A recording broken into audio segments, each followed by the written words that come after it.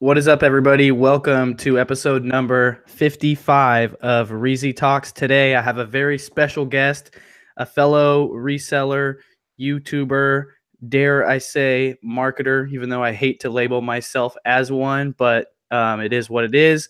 Welcome to the show, Steve Raiken.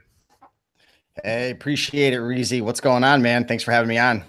Dude, just another Monday night. I'm here to provide value to the guests, and even like greater on this episode. I always learn with all my guests. I try to bring people on the show that I can learn from also. So I kind of get like this selfish need out of it. I get to learn while also helping other people, and then also like networking is big with this, you know. So, but I'm very excited to learn from Steve, who is basically a trailblazer in our niche of being people that provide information to the resell community. Steve, you started YouTube, I'm assuming a lot before, way before I did, right? Yeah, so it's probably been about 6 years or so ago. I Wow. think it was around 2012, 2013. I was watching a guy named the Bonafide Hustler, and Oh, he wow. had about 200 subscribers at the time. And I'm thinking to myself, this guy's going to be a celebrity one day. You know, there was like nobody in the reselling community really at that time. There was a couple, like the top dog had like 1,000 subscribers back then. What was his name? The Redneck Picker. He was out there, but I think his career was kind of over. He stopped making videos at the time, but there was nobody really out there making videos. And I still remember how difficult it was going out to thrift stores trying to find items. No one was talking about Amazon, barely anyone talking about clothing, shoes, nobody. So, I just started sharing my journey, and one thing led to another, man. Wow, that's super awesome. So, if you guys are watching this late on YouTube, I'm glad to have you. Please put any comments you have down below and I'll answer them. Maybe Steve will get in there and answer some of them. If you are on the live chat, please comment question in all caps. That way it's easy for me to see and I'll make sure to ask Steve this question. I also have some questions I'll be taking off of my Instagram, which if you don't follow me on Instagram, please do that. Steve is also on Instagram. I put his link down below for his Instagram and his YouTube in the description. And yeah, if you're not on the podcast, get on the podcast. I'm actually live on Instagram right now, just as a way to like let people know that we are on YouTube and they should head over there. Um, but yeah, like I said, I'm super excited to get in this. Steve is as he said, about a 6-year veteran of YouTube, which is huge. I started a little over 2 years ago, after I found out who Gary Vee was, and then I was like, whoa. I always wanted to be on YouTube, but I didn't realize, I was just like, oh, I'll be on YouTube. I'll be whatever. And then I realized like, well, that would never work. And once I read Gary Vee's book, Crush It, I was like, oh, you have to provide value, then they'll come. It's kind of like the field. It's basically Field of Dreams, right? Like you need to build them a field to play on. And then once they come, they're like, man, thanks for building this field, And then maybe you go to Italy and they want to watch that video too, it's crazy. But Steve, you have besides being successful on your YouTube, what is your YouTube subscriber count at right now? So I think the last I checked, it's probably coming up on about 85,000 at this point. So the channel's growing around 2 to 3,000 subscribers a month, pretty steadily. But yeah, I mean, it's crazy. I don't know where everybody's coming from, but thank you, YouTube, for your algorithm. Yeah, that's awesome. That's actually probably one of the larger, if not one of the largest channels in the reselling community. I mean, you might know because you've been around longer and your channel's larger. Yeah. Who's larger than you? I mean, I know like Paul Well, Cantu is bigger, but I really don't consider him to be in our niche. It's more of like entertainment slash hype beast stuff. yeah, I mean, I guess it just depends, how you define our niche. Like I make a lot of different types of videos now, entrepreneur type videos, motivational. I still make eBay and Amazon related content. So some people might even say, Steve, you're not even in that category anymore. So I guess it just really depends. There's a lot of people who talk about Amazon FBA who have 150,000 subscribers. There's a guy named Jordan, I forget what his last name is. Tanner J. Fox, guys like that who Of have, course. 100K plus subscribers, but definitely up I there guess. in it. Yeah, I'm sorry. I guess I was thinking more along the lines of resellers. I kind of totally omitted like private label sellers. I know that's like a Yeah, huge thing. Like that's big. It's Derek trending. Struggle, his channel just like blew up Yeah. huge Oh, from dude, it's zero crazy. to like fat, and all off of this one video he did, which was a private label product selection video. I'm not saying that's like everything, but that's what propelled him. I think he got, like, I was looking at the stats, like 10 or 20,000 followers off of that one video, which is enormous. But for some reason, I kind of discount the private label sellers when I think about this niche. And I think it's because I really enjoy finding weird stuff and selling it. Like, even like Right. books are just books, right? For me, that just makes money. But like when I find something in a thrift store, like I feel like I rescued it, and I'm like, I don't know, it's not like you scanned it and you know what it's worth. It caught your eye, so you picked it up and then you looked at it, or you had like this knowledge database in your head that you accessed, and then you're like, oh, this $6 pair of shoes is gonna sell for $45, like Oh, it's that. amazing. It gets me hyped, man. For me, there's no better adrenaline rush than walking up to a garage sale. Now, remember, I'm in Connecticut. We have garage sales. We'll be lucky to have them 4 months out of the year. So I'm coming out of hibernation mode here in Connecticut. No garage sales. It's been hitting around 60 degrees, 65 over here. So I might That's as well be in Hawaii. So garage sale season, I think, has officially started. But yeah, I mean, there's no better feeling than, seeing that sealed board game, or even seeing, like, I'm not really big into antiques and stuff, but me coming across like a Pendleton or like a CC Filson vintage vest, it just feel like a little boy in a candy store. It's a lot of fun, Definitely, man. Definitely. There's just something about it. Like, I don't know what it is. It's like, maybe it's like this little evil laugh inside my head when I'm like, ha, they're selling this for $2. Like, little do they know, like, I don't know what it is. I can't explain it. And it honestly doesn't make a lot of sense to me, because there's easier ways for me to make money than going to a yard sale or to a thrift store or whatever. But some stuff just doesn't excite me in the same way. So I don't know why. Man. It's just hard. It's just not fulfilling, like I get a lot of fulfillment out of helping people, not so much out of making money myself. And I didn't realize that until I started my whole I get it, man. YouTube or whatever. So let's talk about that for a little bit. How does that make you feel when people send you messages that you help them, or like, and like, when did that hit you that like that was a reality, that you were changing the world basically? Yeah. So, I mean, I've been experiencing that feeling for, a good 5 years now, because when I first started, I mean, I was in the eBay clothing niche very, very hard, and there wasn't many people talking about it. So, about 5 years ago, when I really started talking about selling clothing on eBay, I mean, it really started to come in. The eBay clothing niche. Sorry, Steve. Man, that's a rookie mistake right there, Reezy. No. Episode 55. No, I'm just kidding. No, listen. This is what happened. I have the pop-out chat going on. I swiped over to the other screen because I wanted to see how many were watching, and then that started playing. I don't know why. No, I would never do that. It is a rookie mistake, though. I mean, if it was episode 10 or 11, man. No, but, it's episode 55, and I forgot to mute the watch channel. No, but man, what I was saying, it feels great helping people. You know what I mean? Like, there's a lot of other things that I could be doing out there to make money, like a lot. Private label, Shopify. Like, there's so many things that I'm up to right now that, could take me away from creating content, but it feels great. I love it. Did you know how that would make you feel before you started doing YouTube, or before you started spreading your message?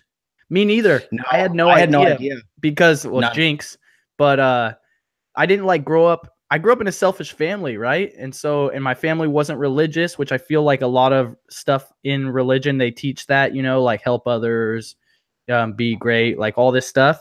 But I didn't realize how I had really bad asthma, and my asthma was cured once I started to having an overflux of people telling me I helped them. And I was like, whoa, I'm doing something, and then my asthma went away, which I've had my entire life, which was insane. So I don't know. I can't explain it, but yeah, I mean, I literally just started creating content because I wanted to be around the community. Like, I wanted to connect with people. I wanted to, like I said, I was watching the Bonafide Hustlers videos, and I was literally harassing him, hitting him up every day. Does this bicycle sell? Can I sell this bicycle on Craigslist? And he kept answering me and helping me. And I was so grateful to be able to quit my job. I was working at the Cracker Barrel, clocking in, clocking out. I had this little apron on with this star, and I was a rising star. And I just remember every time driving to school, man, driving to work and sitting in the parking lot thinking to myself, like, this sucks. Like, I hate it. Like, I got to walk in, clock out, and I'm going to have like 7 tables and everyone's going to be freaking yelling at me. And it was so stressful. And I'm like, this sucks. Like, I want to go back to freaking selling weed, because I had gotten arrested when I was like 21, got locked up, had gone to jail. I've always been a hustler my whole life, whether it was trading cards or selling weed. Like, I've always had that mindset.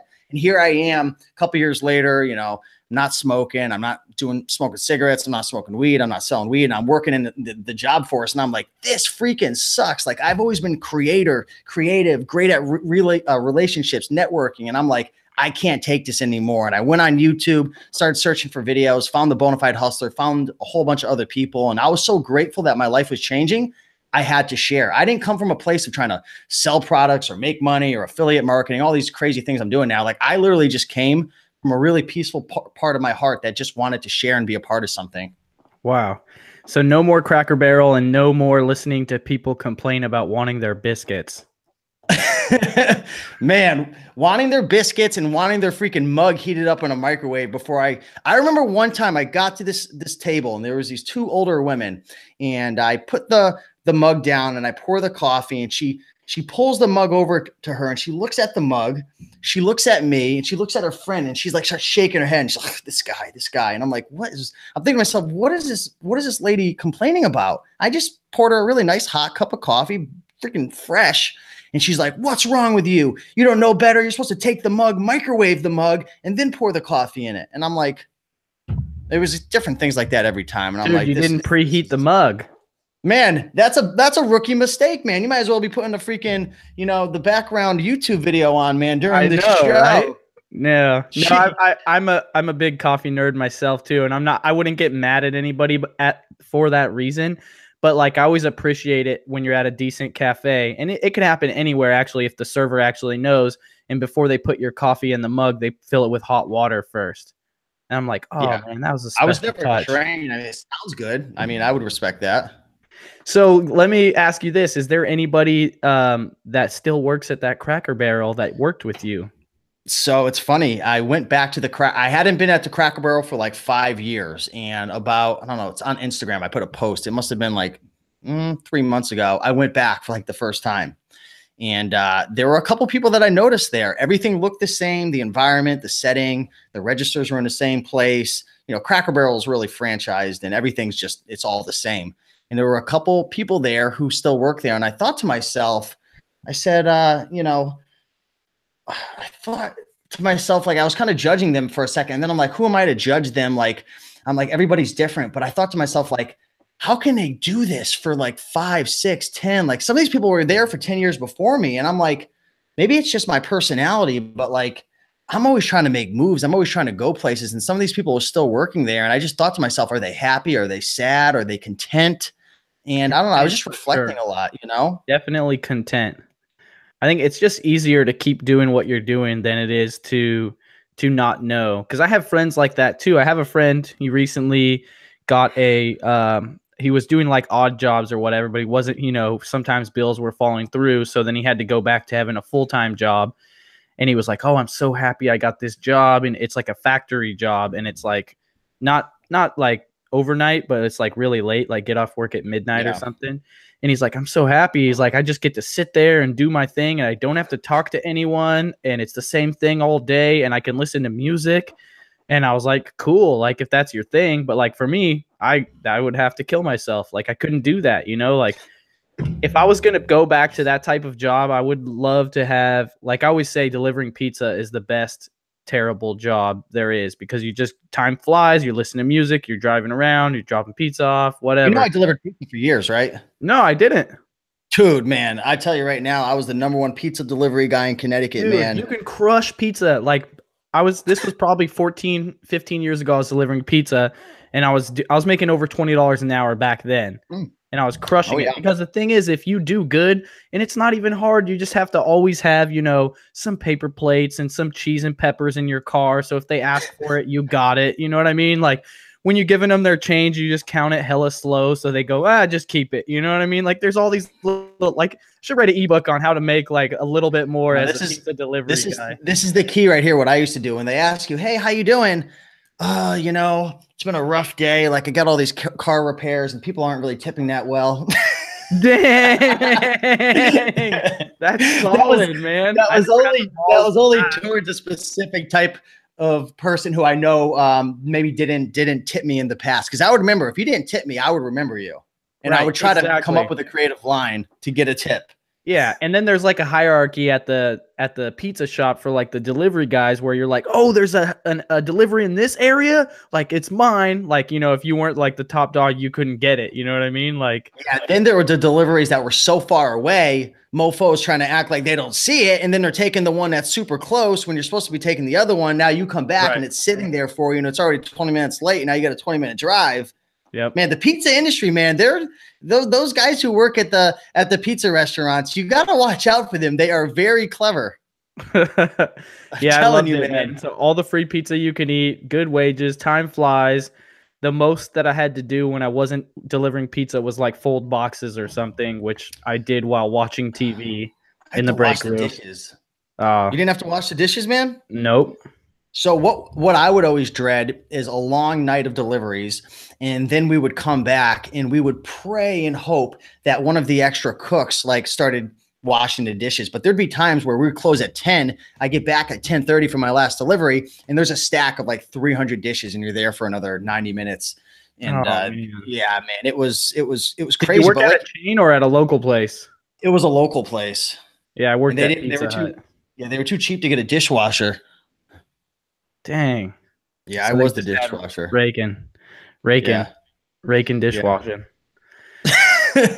No, I'm telling you though, delivering pizza is like the worst week job. But man, I could never go back to the 9 to 5 ever again. There's just too much opportunity. Like, and even stuff that hasn't happened yet is going to have massive opportunity. You know, like the name of the game nowadays is, for one, just capitalize on all these existing opportunities, but there's this like looming opportunity that hasn't popped up yet, that if you are like first there to capitalize on it, can seriously like change your life immensely. Like I would like to call it maybe like the DJ Khaled effect, because look where he is now from Snapchat, and he just got on Snapchat, it was like 3 years ago or something, and then he blew up the platform, and now he's, you know, at the White House Correspondents' Dinner. It's crazy, man. It's crazy. Is insane. I know. There's no limitations anymore, man, with the internet, with social media. You can go from 0 to 100 real quick. Right. I was driving down the street, and I was thinking, I had someone like, and we can talk about this too, like naysayers, negative, you know, basically just trash talkers in your comments and your DMs on your things, whatever. Oh, dude, we got one in the comments right now, man. You got one who's been harassing me for a long. He's in there, man. He always comments on everything. His name's, I'm not going to drop his name, but everybody knows. This guy over here, Raiken, doesn't even sell on anymore. He scams people. I've seen him literally in probably like 10 different comments. I don't even know who he is. I've never talked to him a day in my life, but there's the thing, man. Like, some people are going to love you and some people are going to hate you. What are you going to do? Keep doing what you do. And I think I kind of know where these people are coming from, but oh, absolutely. Because I think I used to be much more cynical than I am now. And I kind of learned that like being cynical doesn't really get you anywhere in life. And I would actually rather live a life like, because being a cynic, like, and I kind of talked about this before, but being cynical is negative energy. Okay. Anytime you do anything that's negative to anyone else, that energy comes from you first and it passes through you to someone else. So you have to get in, you're feeling the negativity as well. You can't be negative to someone and feel like super great and happy. It just doesn't work like that. You know, you're like, say you have like secondhand negativity. And so I would rather just assume someone was like right or telling the truth and later find out that I was being naive and I was wrong, versus living a life being cynical. It just doesn't make very much sense to me, right? Yeah, I mean, I'm just not that type of person. I mean, there's certain folks out there that I don't necessarily agree with. You know, maybe I'm not going to build a friendship with them, but if I don't have anything nice to say, then I just don't say it, because I'm too focused on my core values, which is helping people, making a difference, my mission, health, Exactly. Like fitness. who are these people that have all this time to go around? So like you're telling me you got everything you need to do for yourself done, finished. You're good. Now you have your extra time and you're using it to tear other people down. It makes zero sense to me. I think, you mentioned before how you said, I could kind of understand why some people are like that. And I think that some people have been burned. There's a lot of, people who've been taken advantage of. And, Right. especially on the internet, anybody who markets anything, there's this whole like, notion that, you're a scammer and it's not legit, this and that. It's weird how it's kind of like that online, but then you go to like a restaurant and you pay like $23 for an omelet. Right. And Which it costs you like can make at home for $1.50, but it's like the value's there because you're at a restaurant. But then on the internet, it's like you could sell something of value that could make you thousands and change your life, but it's almost like it's digital. It's not real. It's a scam. So, I mean, these are things that we all deal with. And I understand why some people feel that way because people have been burned. But, you go to a restaurant and you get a bad meal or you get, food poisoning. You don't go around saying all restaurants are scams. Dude, I had a bad fajita at a restaurant, and I'm actually not going back to that restaurant ever again because of this experience. But I swear to you, I sat at my table and I was like, dude, this meat is like chewy and disgusting, and like I love fajita meat, so like chewy and disgusting fajita meat. Just you kept eating it? No, I didn't eat it. I was hungry and I didn't finish my plate, but I sat there and I was like, oh, I'm gonna give this lady the business when she comes. I'm going to give it to her. And she showed up and she's like, how's your meal? And I just go, oh, it was great. Thanks. Like, I got scared. I like pussed out and I didn't say anything. And I'm never going to go back. But I'm just saying like that illustrates perfectly like how your psychology is like real life versus like internet where you don't have any actual confrontation or whatever going on. I don't know. I think also that I grew up really poor and I didn't know that you could use money to level up yourself. Like, I didn't know that you could like learn more by paying money. Like it's obvious like, oh, go to college, but like whatever. But I didn't really believe in courses and books but I didn't understand that like you could save yourself a lot of time with this or like you go to Tony Robbins stuff, like a long time ago before I listened to Tony Robbins stuff, I probably would have looked at the price and been like, dude, he's a scam artist. And I'm not saying I've went to any of his events or whatever, but reselling books and stuff, I've come across his courses, and I've kept them for myself and listened to them. And the dude is on point, right? And so I can understand why people pay, whatever they pay to go to his events 2 days, 4 days, whatever it is. But I just think that there's a certain mentality when you come from a certain family with a certain upbringing. You're not taught that. You don't understand that. I just saw Ty Lopez says he spends $1 million a year on his own personal education. And like arguably some people would say he's a scam artist too, or whatever it is. But it's just like, I think if you're helping people, then that's all that matters, I guess like what it comes down to me are like, are you in a back room somewhere laughing at your customers and calling them suckers? Or are you saying, like, I'm thankful that I have this opportunity and I'm glad that I can help people or whatever, because that's what the difference is to me, like, I don't care if you're selling a course or whatever, like how many people have you helped, like what does your testimonials look like, right? Yeah, at the end of the day, it really comes down to, if you're gonna spend money on something, you've got to be willing to invest in yourself and apply what you learn. Like I've leveled up in the last year in so many areas of my life, my finances, my business, my fitness, my health. I'm down 35 pounds, probably put on 15 pounds of muscle. Why? Because I invested in a personal trainer. That's $400 a month right there. $400 a month to show up with somebody 3 times a week for 45 minutes. But I do that because I want the result. I want the accountability.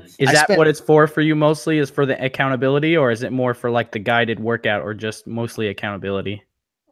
Well, at this point, I'm, pretty accountable to myself, but I'm always learning something new. I'm with somebody who's in amazing shape, who, competes in all different types of CrossFit competitions. And for me as well, who you hang out with is who you become. You hang out with people who aren't making a lot of money because they're complaining, making up excuses, bitching and moaning, negative.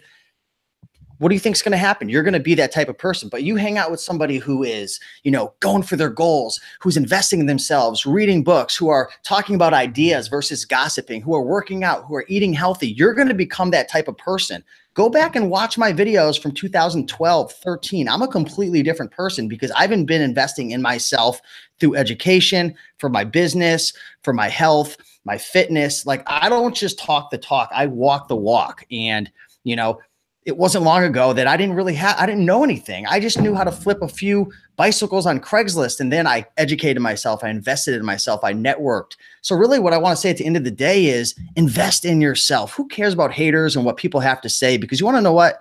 When you succeed, people are going to hate on you. When you fail and you don't do anything with your life, people are going to hate on you. So don't worry about that. Focus on you. Have your goals, have your dreams, do the best you can. We're only human. I make mistakes all the time. I do stupid things all the time. Like, I'm not perfect. People watch me on YouTube and they're like, oh, he's always working. He's always grinding. I binge out on Netflix. Last night I had 2 ice creams in the middle of the night. What the heck was I doing eating ice cream in the middle of the night? I don't even know. I think I was sleepwalking. But, you know, we're human beings and we're going to make mistakes. But at the end of the day, just invest in yourself. You can change. It doesn't matter where you are. That's so awesome, dude. Definitely true. Let's talk about some of your different income streams. Recently, you posted a video, the 9 income streams I've seen before. You had the 10 income streams. So a lot of people watching this have one income stream, and that is, you know, their job that maybe they have 2, maybe they sell weed on the side, but they have their one income stream, their 9-to-5 job. That's it, right? So let's talk about your different various income streams. And then also you said you leveled up in a bunch of areas, but you forgot to mention vehicles. Oh man. You know, that's something, it's on a serious note. Like, yeah, I purchased like a brand new Corvette and everything, but for me, the Corvette doesn't really, like, I don't see it as like leveling up. I see that almost as like a byproduct of all the hard work. It's almost like a symbol when I look at it of like, wow, look how far you've come.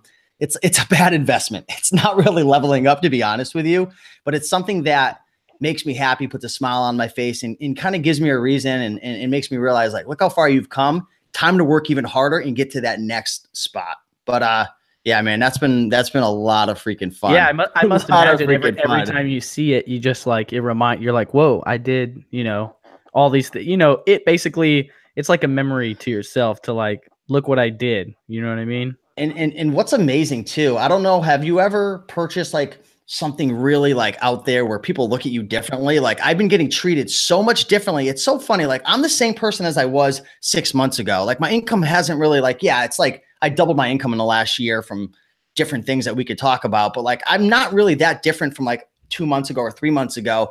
But now it's like, I notice like girls, people at the gym, friends around me, like they're all wanting to talk to me now. And it's not like it's a Lamborghini or anything, but it's like they see this Corvette and they're like, now he's successful. Like, how much was the Corvette? Look, it was only $48,500. Really? So it's not like a $90,000, $100,000, $200,000 Lamborghini. Right. It's the same price as buying like any other type of new Chevy, or a new Honda is probably going to cost you like 35. So, I mean, the thing had 4,000 miles on it. It was 48,500. Got a good deal on it, of course. Right. But it's not even like not a good deal. But it's like it represents something to some people. I know exactly what you're talking about. It's new to me. It's very new to me. Yeah, no, I think I have a good grasp on this. So as a marketer, I'm sure you've realized this. People pay attention when you mention money, right? Yeah, it's more so than anything. You know, like you're gonna name your video like I went to the thrift store and I bought some stuff. You know, no, you're gonna say how to make $500 in an hour, because they, you know, that how to is the keyword, but it's that $500. You know, like, have you ever heard this like joke you say when you're talking and people aren't listening, and you just say, yeah, and then I found $5, and then they're like, what? You found $5? And then you're like, yeah, you weren't even listening to me before that. You know what I mean? Like, it's just something about, I gotta try that sometime, man. Universal, like, attention grabbing thing is money. And so, because everyone knows, like, or has like a relative understanding about what they have to do, sacrifice work to get money, to get stuff, whether they think that Corvette costed, you know, 70,000 or 100,000 or whatever they think it costs. Like, it just represents a monetary thing. Yeah. And so it gets their attention easier. And then they don't, you could tell them through the blue in the face, how to do this, how to do that. They're not listening to you. Now you drive the Corvette and they're like, what were you saying about selling on eBay, Steve? It's so funny. Yeah. So I got it's weird. I don't even have a Corvette. I have a 2010 Audi Q5. And the same thing is people are like, well, you're doing great. You're looking good. And I'm just like, dude, it's a 2010. That was a nice car. I remember seeing that when we met up in, I think we were in San Jose back then. Yeah, no, that was a while back. What was that? Almost 3 years ago that I met with you. Do you remember that you said we were on Periscope back then. I don't know if you remember this story, but I'm going to let the audience know. Yeah. You were commenting and somehow we got on a phone call, and the Reezy Resells that you all know didn't exist. There was no Reezy Resells brand whatsoever. And we talked on the phone because I remember I was in California and you told me about your results with books. And I'm like, wow, I got to talk to this guy. And we were chatting and you were telling me all about how you wanted to build a personal brand and this and that. Yep. And you were so shy and bashful. You're like, I don't want anybody to know my name. Like, don't tell anybody. Like, it's so funny how far you've grown, brother. Like, it's absolutely amazing watching your story. Like, you guys don't realize the Reezy Resell, was very shy and was scared to get in front of the light back then. I still remember talking to you, man. Yeah, no, I remember. I'm not going to say I was shy, but I fully didn't know what I was going to do. And I was like, well, I don't want people to know my real name. Like, it was like a security thing, which I don't blame. Which I don't know what I was into, because now obvious to me that you can't hide anything if you're on the internet. But you'll be disappointed in me to know that one of those things we talked about, which was setting up an email list, I still haven't executed on. I don't have an into list. Man. I got an affiliate link just waiting for you, man, when you're ready. Let's transition this into the income stream talk. Is email list one of those streams that you consider, or do you wrap that up as like a segment of something else? So for me, the email list, in terms of like, I've got various income streams that stem off of the email list and from YouTube. But if you're going to be selling products, whether it's digital products, or you're going to be running like a Shopify store, or you're going to be selling coaching, or you're going to be selling other people's products, which is known as affiliate marketing, one of the best things you can do is build an email list. Or even just recommending other people's stuff, right? Right. The email list is the #1 converter for me and for most people that I know as well. Awesome. Yeah. What service do you recommend? I've heard Convertkit, MailChimp. Like, what is? So, they all work well. I've experimented with GetResponse, but back then it wasn't very intuitive. So I've been using Convertkit for about 3 years. And what I like about Convertkit is it's really simple. It's intuitive. It's really easy to tag people. So when they come into your funnel, you could tag them based on their actions. You could segment them. You can create all these different types of automations. So like, for example, one thing that I do is if I'm trying to sell something, like maybe I want to sell like, for example, I've been promoting an eBay dropshipping course. And I was just looking at my numbers. Over the last 7 days, I've made about a little over $1,000 profit from promoting that. Over the last month, it's over 4,000. Over the last 2 months, I've made about 15,000 profit promoting this eBay dropshipping course. And what I do, and a lot of people don't use it, not my course at all. I don't really know much about eBay dropshipping, but I know the content creator. We're friends. He's a lawyer. Yeah, you know it works. Yeah, I've seen results. Like, I've known the guy for like 4 years. But anyways, what I do is I use YouTube as a lead generation method when it comes to affiliate marketing. So what I'll do, I'll break it down really quick. 30,000 foot overview is what I did in this example is I interviewed this guy, and in the description, I put a link to a free eBay dropshipping workshop. So it was all these videos that we had compiled that were free. So people watch the dropshipping video on YouTube, and I give a call to action saying, hey guys, if you enjoyed this eBay dropshipping video, be sure to go down to the first link in the description because we put together a free workshop. They click the link, it goes to a landing page, they put in their email, and then it integrates with Convertkit, which is the email autoresponder. And then you could automatically set up emails that go out that either A, add value, B, you could send out testimonials, C, you can send out like a review of the course. And that's how I make passive income through affiliate marketing and product launches, is by getting people from YouTube or Facebook or Shopify onto the email list. And then the email list will automatically sell for you. Yeah, the call to action is really huge, guys, in any situation, but specifically in the one that Steve just mentioned in a YouTube video. And I'll give you an example from my own experience. So I follow a YouTuber named Brian G. Johnson, which has I love that guy, dude. bunch of YouTube tips. And one of the things that he talked about is how to get more traction to your card links. And if you watch my videos, you'll notice I do this all the time now. I try to, at some point in a video, at multiple points in a video, and definitely right before the end, I'm like, hey guys, if you like this video, you're going to love this video up here, because this is about the same thing. Yeah. And, or like, if you guys love this interview with Miggity Mike, who sells used shoes on eBay, and shout out to you, Steve. He learned everything he knows basically from the books you did with Tino. Yeah. Click up here, you can see a video on Mike's channel about how he packages shoes or whatever it is. So I used to get less than 1%. I think an average of 0.5% of people would view my cards. When I started doing that and referencing, because I would just put random videos that I thought people might watch on the cards, and they pop up when you're watching them. But if I mention a certain video and it takes a little bit of forethought and I point right there, and then I make the cue card show up right when I point up there, I get 12 to 15 viewership. Wow, that's crazy, man. That's amazing. Huge. So I went from less than 1% to 12 to 15% viewership on cards. And the same thing if you say things like, and this is actually true, this is an example, but it's actually true. There's links down below underneath this video that you guys can go down there and check out. There's links to tools I use, resources I use, services I use, softwares that can help me out. Some stuff's free, some stuff costs money. Nothing is anything I wouldn't recommend. And also down there is Steve's YouTube and Instagram. So go down there and check it out.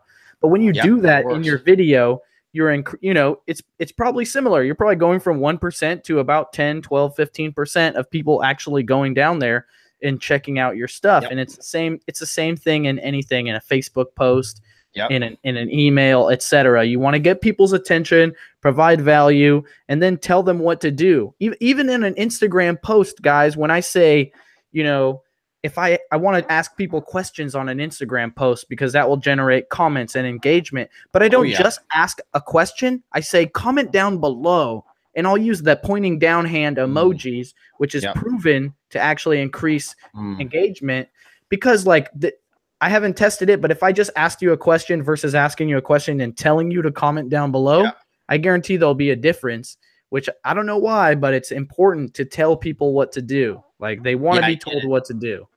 And you know what? The thing with YouTube is all it takes is one video that goes viral, and you have an amazing call to action could change your business forever. I have a couple videos where I have a few really strong call to actions, and they get like 5,000 views a month. Like, that's why I'm making so much money as of late promoting this dropshipping course, is because my call to actions are so strong. These videos just took off. I used, speaking of Brian G. Johnson, so grateful for him.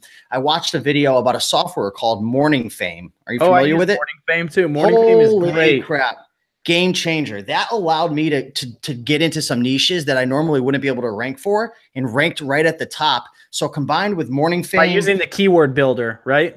Oh gosh, that keyword builder is that's my favorite thing changer. For everything. Dude, game changer. Screw vidIQ, screw TubeBuddy, all that other stuff. All that stuff's okay. Like I like those things too, but I use Morning Fame to do my keyword research, and I'm just going to give people an overview real quick of Morning Fame.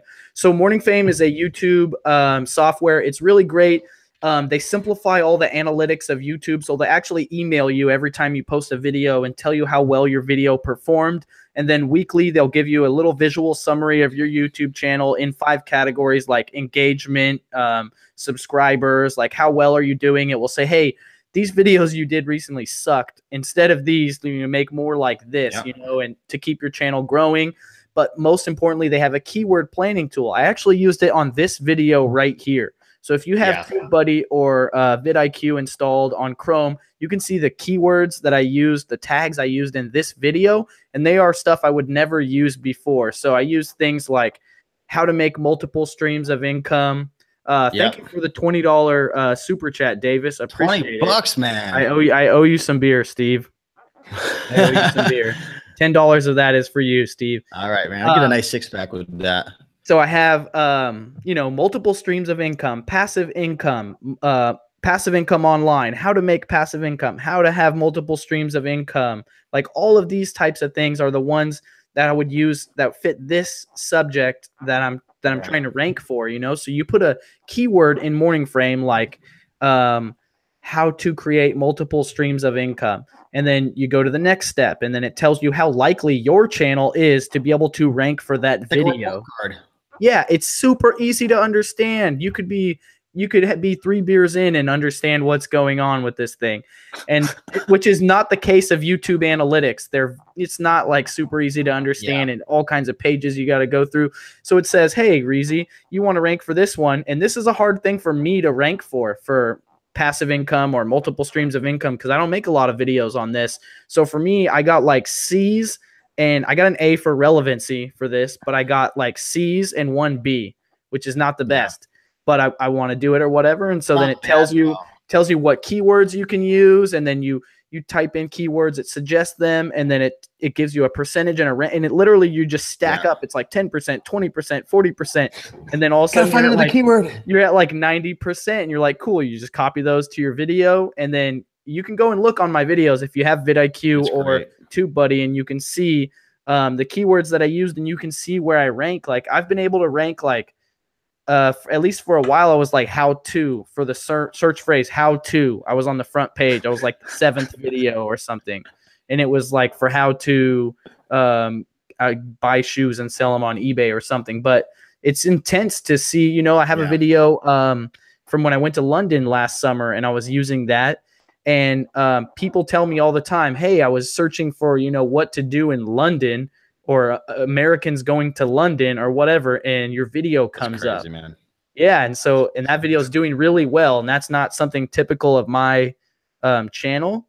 And also, like I did a weird video. We just ate British snacks. My whole family ate British junk food live. It's a 45-minute live video. We're eating British junk food, and that is the 2nd most popular video I did in 2017, and it's all because of Morning Fame, because of the keywords that I used. That's crazy. And it's insane, right? So it's like, it's super important to use these tools, whatever you can find to your ability. And like, I thank Brian G. Johnson, who I was following, who talked about Morning Fame. Great guy. For getting me into that. So if you guys want to level up on YouTube, check out Morning Fame, check out Brian G. Johnson. A lot of good actionable tips there from that guy.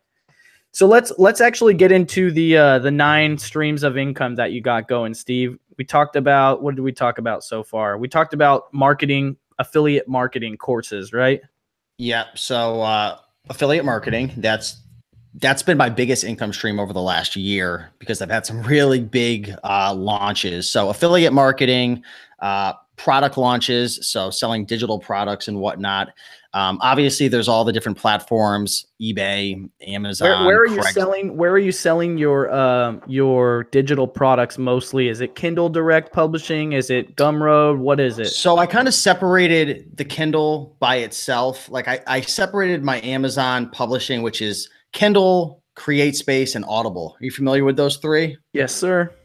Yeah, so you could take a digital Kindle book and you could turn that into a CreateSpace and then turn that into an Audible book. So I just counted that as like one income stream right there. But my personal books, all the ones on Kindle are just pen names, ones that I've outsourced. I've got over 200 outsourced books that are under pen names. I haven't written them. Nothing about reselling that I write is ever under a pen name. It's always under Steve Raiken. So that was anything like under my name, anything to do with like shoes, clothing, all that stuff, that's either sold on Gumroad, which is what I primarily used. And lately I launched a product on ClickFunnels, which I'm actually starting to regret, and going to be moving everything over to Teachable, because ClickFunnels is a pain in the you-know-what. And it's just, I'm pretty technical, and ClickFunnels is just absolutely insane. And I just came back from their event. I was a fanboy and everything, but to use ClickFunnels for a membership site, I wouldn't recommend it. Too much technical stuff, too many bugs, too many membership issues. Site do you have right now? So I'm using ClickFunnels. I launched a product recently called Men's Clothing Mastery, which was all about selling clothing on eBay. And I hosted it so I used Vimeo to host it, but it was actually like the whole membership site was built out inside of ClickFunnels. Okay. And just so many problems, so many issues. So it's like a course that you go through. Yeah, essentially it's a video course. So I'm actually working with a client right now, and we're launching a course for them. And I just built everything out for them on Teachable. And I don't know if you know anything about Teachable, but highly recommend Teachable. Freaking amazing. I'm actually going to be moving my course over there. And I have a new course that I'm building out that's going to be going to Teachable as well. Really, really like that platform. Yeah, I'm excited. Is this the one we talked about earlier? Yes. Yes. Can you say what it is? Yeah. So I'm not 100% with the name right now, but I'll tell you right now, I'm with it. I like it. yeah, I just have to do some. I bought the domain and everything. Unfortunately, .com was gone, but it was monetize your message. So I got to do a little more research to make sure it's not like copyrighted or anything like that. But it's called monetize your message, and it's essentially how I've been able to monetize my message, which has been all about entrepreneurship, self-development, helping people to make money online. So it's not out yet, but when it is out, you can click down below, and that will be my affiliate link, and you can grab yourself a copy. I started creating the content today, and I shot 32 videos. I recorded for 7 hours straight. You're a madman. Dude, I'm passionate, man. I am so freaking passionate. It's not even funny. Coffee, Monster, freaking gallon of water, man. But when I get passionate about something, I don't know about, I feel like you're the same type of person, Reezy. When you get passionate about something you're really excited about, you don't F around. You don't screw around, man. You go, you attack it, man. You go after it. You have that one thing and you crush it, man. Because you know what? At the end of the day, ain't no one gonna go out there and get it, man, but you. So when you want something, you got to go get it. That's awesome, man. That's super awesome. Yeah, so I'm pretty pumped up about that. So let's say you were talking about you did affiliate marketing. Yeah, YouTube. Real quick, I want to talk about you talked about books or whatever, but I want to touch inside that real quick. You did a series of books. They're amazing books. I have both of them with Tino, the Soul Advisor. Yeah. And I didn't, get those for free. I paid full price for those. They're amazing. Yeah, give me an affiliate link if you have one so I can throw it down in the description. But they're like I reference them, when I have free time, when I'm on the way to the store and I make my wife drive, when I'm in there and I'm looking at brands that I don't know, but I think it might, it's just super useful. But let's talk about that because you're not necessarily a shoe expert yourself, right? No, I didn't even create the content. It was all Tino. Tino made the entire book. Because my skill set is I'm like a contractor. I can put everything together. I can get the graphics done, written. I could hire everybody. I could do the marketing, email marketing, put the sales together. Like I did everything and he had the knowledge. And this is something you guys could do as well. If you have a YouTube channel, you have a following, you want to monetize, you want to monetize your message, your following, you know what I mean? Like you can be creative. Like you can use your YouTube channel as a hub, or you can use your skill set to help people still. So, I had brought Tino on my YouTube channel and he was talking about shoes. The guy was doing like $200,000 a year selling shoes on eBay. And my YouTube channel went crazy. They were loving it. They were asking tons of questions.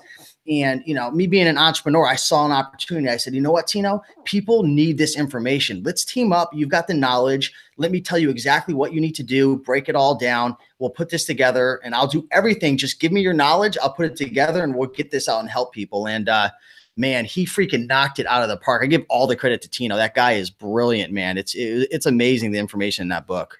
So the takeaways from that are, guys, is that if you develop a platform like what I've done right here and what Steve has done, you have the ability to partner with other people who know about more stuff and help them essentially sell more units, and you can put your name on it. You can Steve basically put his branding on that, and like you might not realize it, but you have a brand. Steve has a brand. I have a brand. In 2018, it's not, out of the norm for you to be a brand. So, and I haven't actually executed on this yet.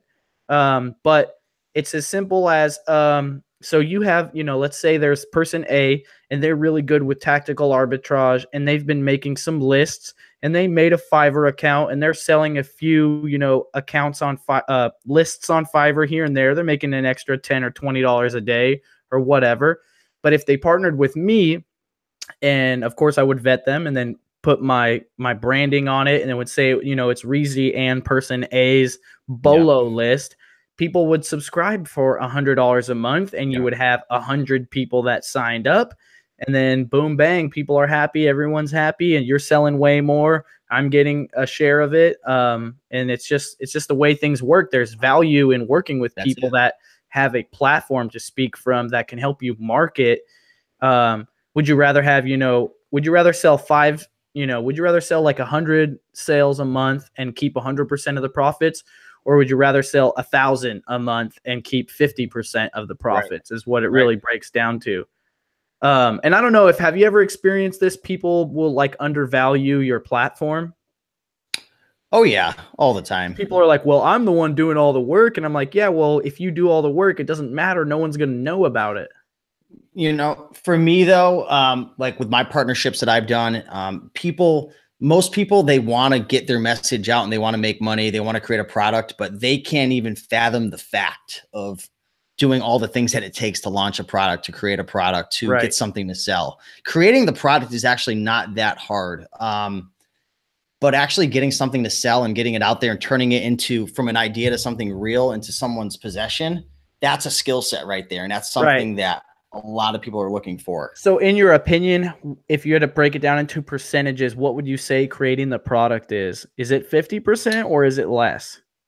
50% of what? Of the value, or the work involved in the whole process? Probably, yeah, it could be anywhere between 30 to 50%. It just depends on the product, of course. I've had, my first guide that I ever created, it made almost like $50,000 over the last 5 years. It took me like a day to create. You know what I mean? Wow, that's amazing. So it made you, what'd you say, 50,000? Something like that, maybe less than that. Which one was this? Was 40. Was this Raiken Profit? 101 and 102 killer clothing brands. Those two guides right there. I mean, they were Word documents, but it was valuable and people wanted the information. So, some things are really quick to create and then the marketing over the long haul will sell it. But it just depends. But I'd say the easy part is creating the product, but actually getting it into someone's hands, sales pages, payment processors, or spending the 2 years that it takes to build up that following yourself. Yeah, of course. Yeah. Yeah. So, I mean, most of the, I want to put this out there. Most of the income that I've made through product launches, Shopify is different because Shopify is like all paid traffic, but mostly everything from my personal brand has been all organic. Most of it, only very little, maybe 10% of it was Facebook ads and stuff like that. Right. So from your email list, from your YouTube videos, from your Instagram, which you're working on. Yeah, man. I actually was modeling your profile the other day, and I just got the link tree set up, and I found out how to create my whole profile with the emojis, and I modeled yours exactly. I actually might have snagged one of yours, the whole hashtag YouTuber. I snagged that just so you know, if you ever see it, man. I took it from you, brother. Either way, man, I'm glad you could learn. But I will give you credit, man, if anyone ever asks. You give me my credit or you're going to regret it. So, okay, man. So we talked about affiliate marketing. We talked about publishing. And you also talked about Shopify and Kindle books, right? So your own personal books and then Kindle books. Those are two different things, right? Yeah, those are two different things. Because let's break it down real quick, because you have random books, let's say about how to do proper exercises at the gym or something, yoga, meditation, all different type, martial arts, karate, all different types of weird things. So that's not, from my understanding from the outside of that, is that business is not as profitable as it used to be, or what? So I see business, what's your buddy Dave? He fell off. No one is talking about it anymore. So I haven't messed with my Kindle business in over 2 years. It still makes me anywhere between $1,500 to a couple months ago, it made me $3,000 because CreateSpace did some type of crazy promotion. I made a crap load of money in 1 month, but on average, I'd say around $1,500 to $2,000 a month. I haven't touched it for 2 years. I haven't, but it used to make $10,000 a month at the high point. And then Kindle changed the rules from you get paid based on, how many people purchase it versus they pay you based on how many pages read you have. And most people buy a book. They don't read a freaking book. They buy how many books I know there was this hack that people were doing where they would put the table of contents on the last page. Yeah. So I had a couple buddies who made over 6 figures a month for a while. And what they were doing was they were putting a hyperlink from the table of contents, which would hyperlink to the last page. And what they would do is they would take 20 books, put them together, turn it into an 800-page book. And then they would put a hyperlink that would say, hey, before you read this book, I've got this amazing gift for you, 20 free gifts. Click this link. So they click the link, takes them to the end of the book, and they were getting paid $200 a book. There was another hack too. And I'm not going to lie to you, I might have done it a couple times until people started getting in trouble. What we were doing was we were pricing our CreateSpace books at like $300. When you priced it over a certain price, CreateSpace would automatically, the algorithm would trigger and it would cut it back down to $15. But when it's sold, they would give you a royalty based on the price that you put it. Wow. There were all types of crazy things going on. It was the wild, wild west back then. It was, right. I'm not saying it was the right thing to do. 1,500 a month is nothing to sneeze at. How many units do you have on there? Probably around 200 Kindle books, maybe like 100 CreateSpace books, and then only like 40 or 50 Audible books, because those were a little more. And so you hired people to read those books, or? Yeah. So like for the audio books. Yes. So with Audible, they had a program. I'm not sure if they still have it. And what you would do is you would give them your CreateSpace or your Kindle book, which is the digital file, and then they would voice over it. And there was a deal put together where anything that was sold, they would get a 50% royalty. So I was so happy to give, because that was a new income stream. You know, It didn't matter to me. I wasn't going to get any income from audiobooks. I wasn't going to sit there and read it. I don't even know what half the words meant. So it was this deal where they read it and then you'd get a 50% royalty. So Audible still makes me like sometimes 100, 200, sometimes $300 a month just off of those 40 or 50 books. CreateSpace makes the majority of the 1,500 to 2,500 a month. And Kindle doesn't really make that much money anymore, just because I'm not actively getting reviews and promoting them anymore, or even running any of the promotions. So, but CreateSpace is like, if any average person wanted to make a book, CreateSpace is where we would go to, right? Yeah, it's print on demand. All you do is upload a digital file, and it's the equivalent of merch by Amazon. When a shirt sells, they print it. When a book sells, they print it. Right. So that's it's a way to self-publish, basically. Oh, absolutely. Yeah. I mean, it's super easy. I mean, just the format you have to follow, and you can have a book, and it's really, really easy. I haven't done it in a while, but it's really easy. Awesome. Yeah, I have a couple book ideas that I want to get into myself, so I'll definitely probably take that route. So, and then of course you have YouTube, right? Yes. Yep. YouTube. When I think of YouTube, I think of the Google AdSense program. So most people think, you don't make that much money. Like, it's been pretty consistent, like anywhere between $3,000 to $4,000 a month just from Google AdSense. Sometimes it's lower, sometimes it's not really higher than that, but yeah, after a while, it starts to stack. Yeah, that seems about right, because I'm right at about 1,100 a month myself, which people go, like, I talked to someone the other day, one of my daughter's teachers, and I was telling her, you could teach on YouTube, like, she's a music teacher, and I was like, because that's where the future is going anyways, right? Like, kids are going to be learning like VR headsets, like who knows what. But she was like, really? 1,100 a month? And I was like, yes, but it took me 2 years to get there.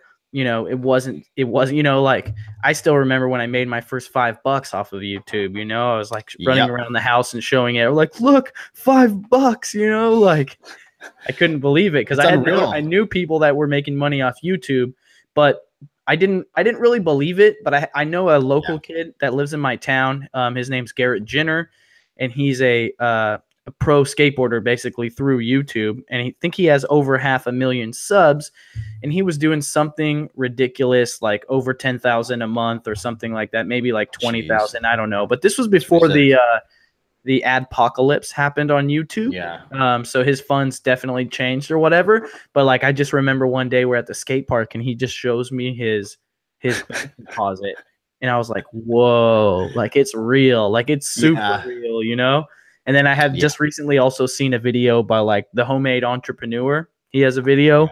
In this video, he talked about how he weatherized his house for winter, and how he made a video about how he made videos and made money. So it was like content on content, right? So he had to weatherize his house, and he was like, I'll film this and make videos. So he filmed it and he made videos on a fresh channel, and he analyzed it all. And this was before YouTube had the levels you had to hit to be able to monetize. So everything's a little bit different. This was probably 3 years ago. But he also, he's like, so I weatherized my house. I filmed 20 different videos.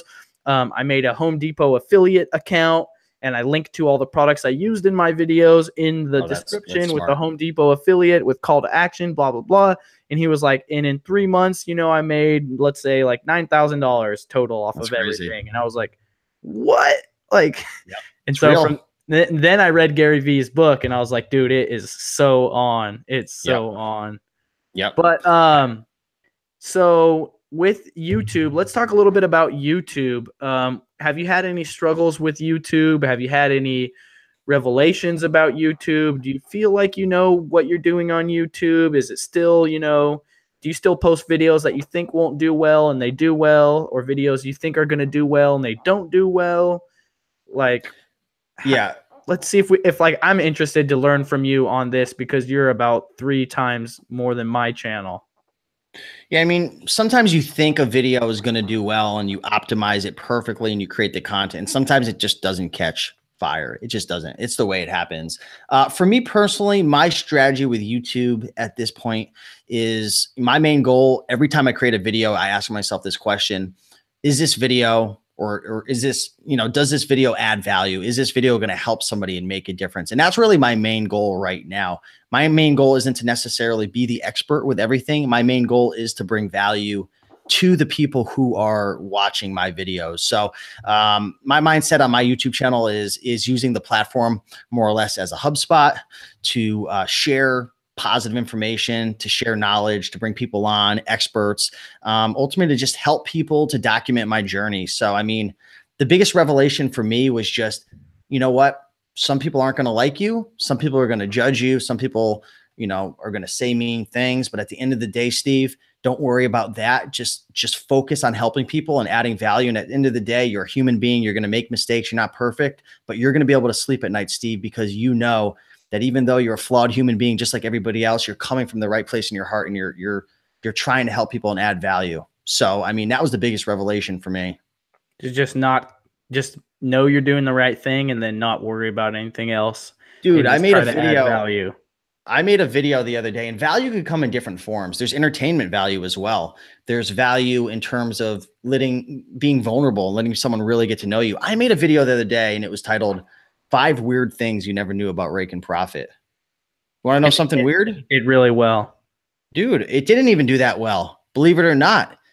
It didn't even do that well. I thought people would want to know, like, I revealed some of the craziest things, and I thought it would take off. But I did it from a place of value. Did you talk about your foot fetish? I talked about the whiteboard. No, I'm just kidding. I talked about Steve has a gigantic whiteboard. Yeah, in the bedroom. But there's all different types of value. So, I mean, that video didn't do as well as I thought, even though I was super vulnerable and I admitted things like crazy, like I sleepwalk and I love hearing bones crack. And I used to wet the bed when I was younger. And like, I put myself out there. Right. But at the end of the day, I mean, are you adding value? And there's different forms of it. So that's really my mindset. I'm just having fun, enjoying myself, learning, experimenting with the channel and just growing with it, So do you have any advice, or we could both add into this, but advice for people that are interested in starting a YouTube channel or building a personal brand? Yeah. Yeah. You want to be very consistent. You want to know, first and foremost, you want to know who you're making videos for.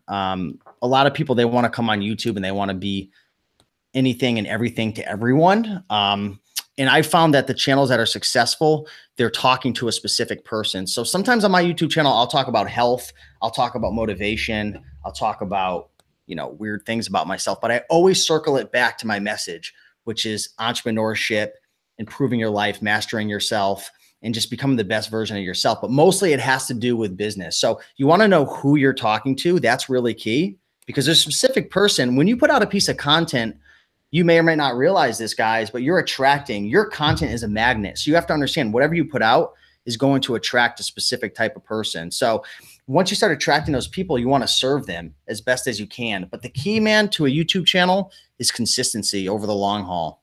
That's it, because YouTube's all about relationship building.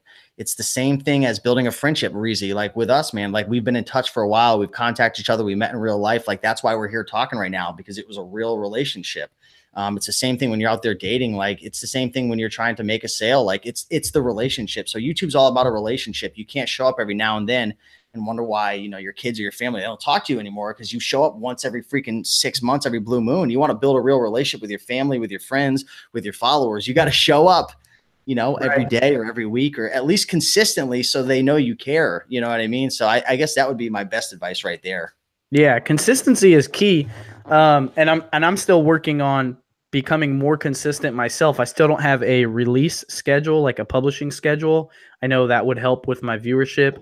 But I am, I have the live show, and I try to do 2 or 3 other videos a week. So I'm pretty average on at least 3 videos a week right now. That's and fine, going yeah. towards 4, and on my way to 5. And I am hoping eventually to get to 7. Not quite there yet, but I would need, I probably would do at least 1 more live video, and maybe another type of video, like just a sit down and talk video, something I could record quickly.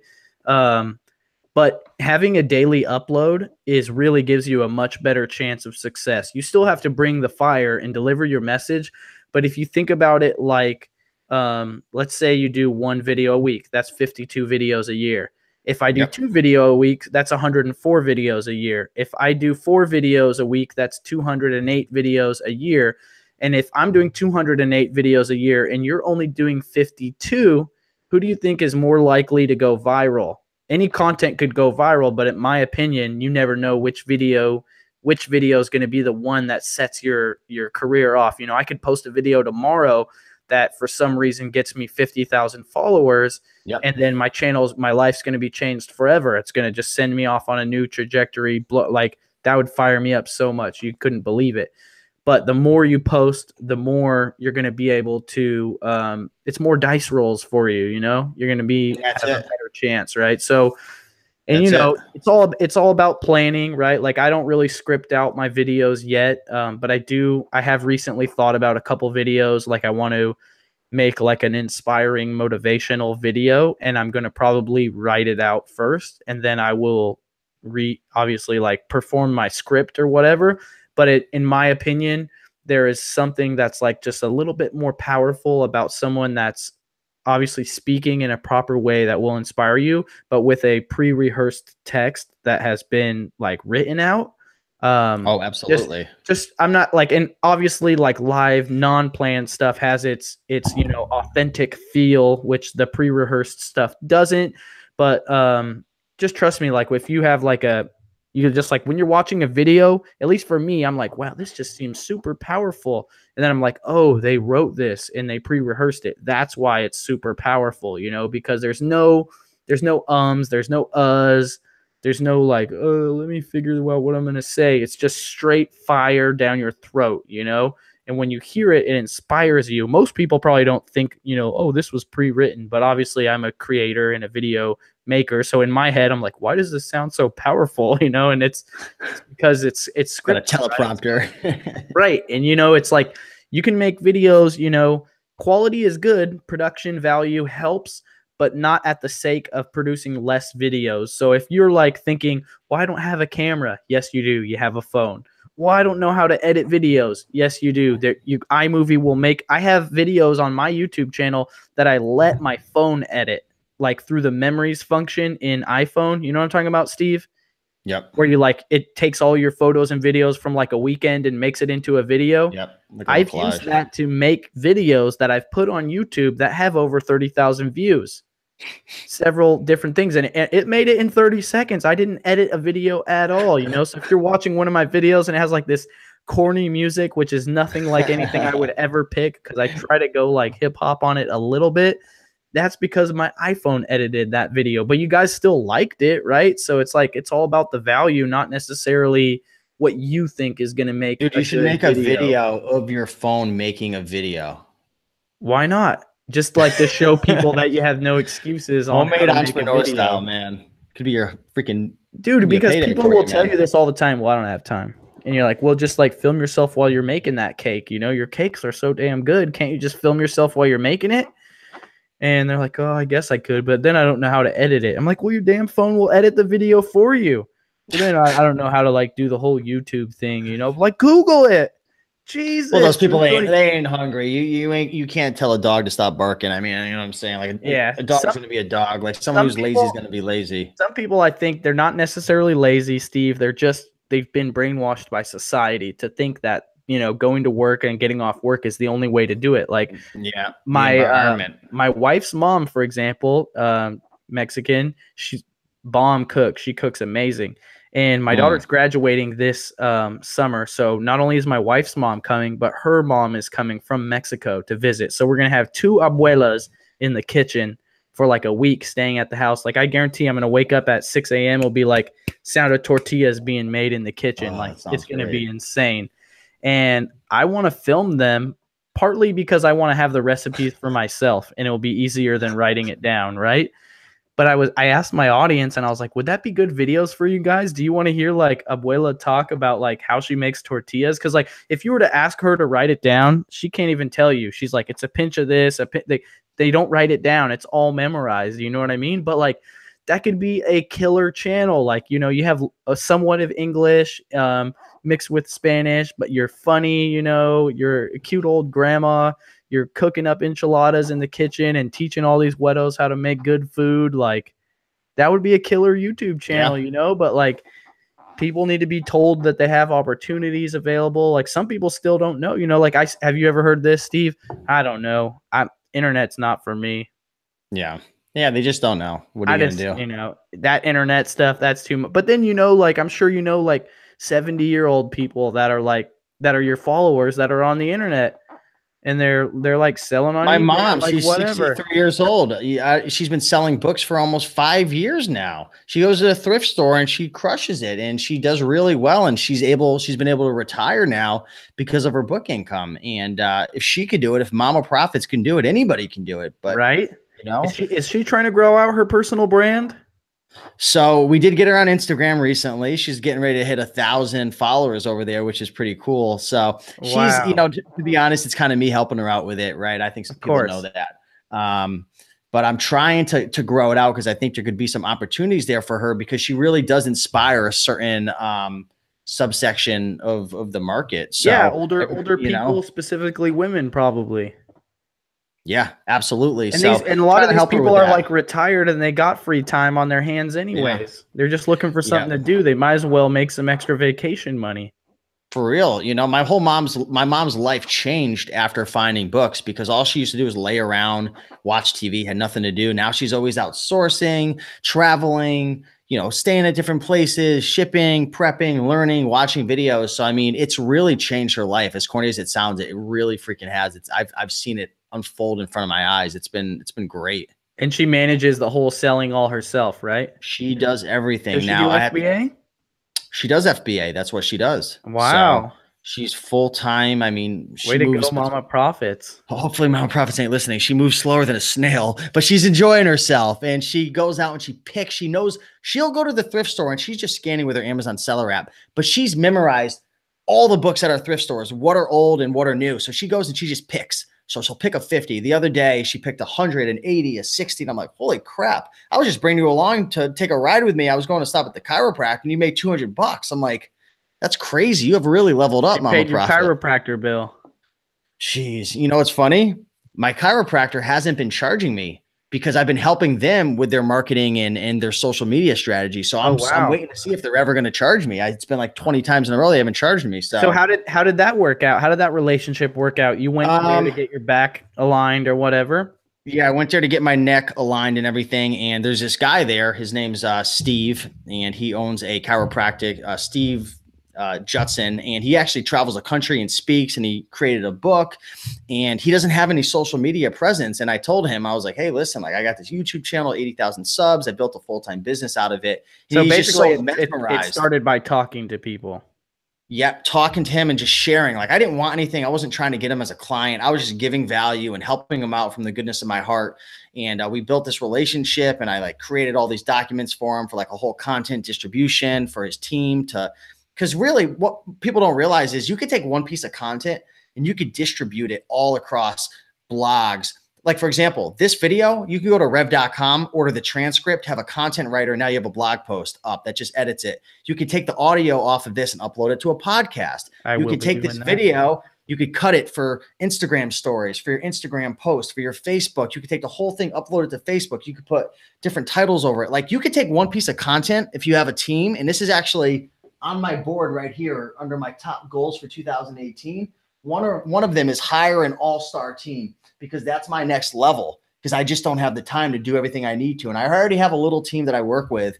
But if you get a team working for you, or you're willing to grind it out at first, you can really build a large brand and following by creating a distribution repurposing your system. content is Yeah, huge. it's I have the huge. same thing. I have a small team that helps me, but I don't have that repurposing person yet. And for me, I feel like it's hard to outsource that because I feel like you have to know where the nugget is, right? So like if you're watching my YouTube videos right now and you would like to help me with like the job of nugget finding, basically means you watch my YouTube videos, Yeah, I need someone especially for the that live too. ones. And I then know. you go, oh, you're watching it right now, and you're like, dude, 112 to 315, that was fire. And that's something that we could cut out and make into its own YouTube video with a different title, or into a Facebook clip, or into an Instagram clip. If you follow Gary Vee, you know this is what he's doing already. So, for example, he just posted a video, and people started banging on my DM talking about Reezy, Gary Vee's talking about you. And I don't even get excited anymore because I go and look at the clip and it's an old clip. It's just he reposted it that day or he repurposed it in a different way. Yeah. And I'm like, yeah, thanks for letting me know that video's, a year and a half old, but that's something that I definitely need to do. I have this show. This is episode 55, and we haven't Dude, cut I'm on the same page as you. we haven't cut any clips out of any episodes to be their own episodes. So like there's even just clips that could be lifted and be like its own podcast. Just a little 3-minute clip, be its own podcast. Yeah, Gary Vee said he was just talking in a video with somebody, and someone was in the same shoes as you and they wanted to build their following. And he said, invest in people. You need to invest in people. What do you invest in? Invest in building out your team, because when you invest in building out your team, you're building out your infrastructure to build bigger than where you are. Like that's my next thing. Like start hiring for roles. Like I need a content writer to take all of my scripts from rev.com to get them onto my blog. Like I need another graphic designer. Like I need another virtual assistant. I need a content writer. I need somebody who's going to go in and have that knowledge to be able to pull out the gold nuggets. Like I need to hire at least 5 or 6 people. Like I really do. But how do you do that? How do you eat an elephant? One bite at a time. So like I erased it off my whiteboard, but I took a picture of it. I actually created a whole video of what I need to do. I'm probably going to share it, or I'll put it in the course. I don't know what I'm going to do with it. I'll probably just share it for free. But that's my next step, man. Like that's both of our next steps is like, we have to build out that infrastructure. And you want to know what? By us not building up our infrastructure, you see all the people who are watching right now, 114 people, we are effing them over. We are doing a disservice to all 114 people right now by not building out this infrastructure, because we could share and serve and use our platform as a HubSpot to help so many more people if we had people helping us to be able to pull out the gold nuggets, to be able to edit the videos, to be able to get them on all the platforms, to be everywhere. Right. Definitely. Because there's a whole different dynamic. Like these videos are a 1 hour minimum, 2 hours sometimes.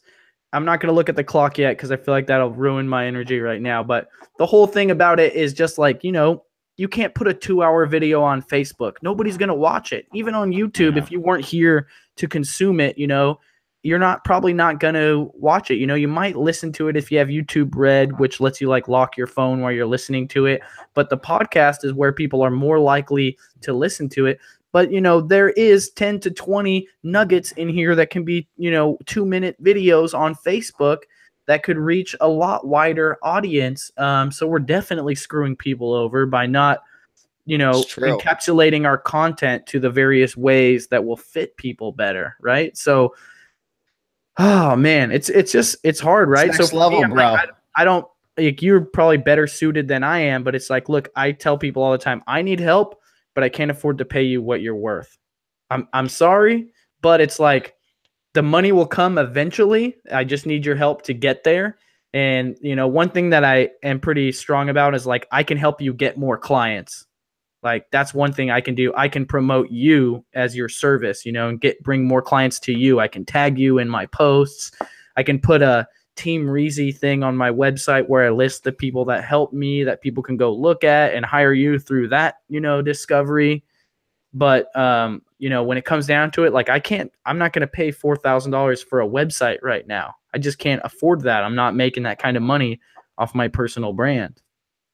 So with all that said, this is why as a content creator, and this is why I'm not trying to like pitch my course or anything, but like in general, That's why I'm creating the course, Monetize Your Message. And that's why, just in general, just talking man to man with you, why any content creator, you need to learn how to monetize your brand, whether that's through affiliate marketing, product launches. You have to sell. You have to be a salesman. You have to figure out some way to make money from your brand. Why? Because if you can't make enough money, if you don't make enough money from your YouTube channel, your personal brand, you're going to go elsewhere. You're going to scale your book business. You're going to start a Shopify store. You're going to have to abandon this platform because you have to pay your bills, raise your family, pay for your kids' college tuition, all that.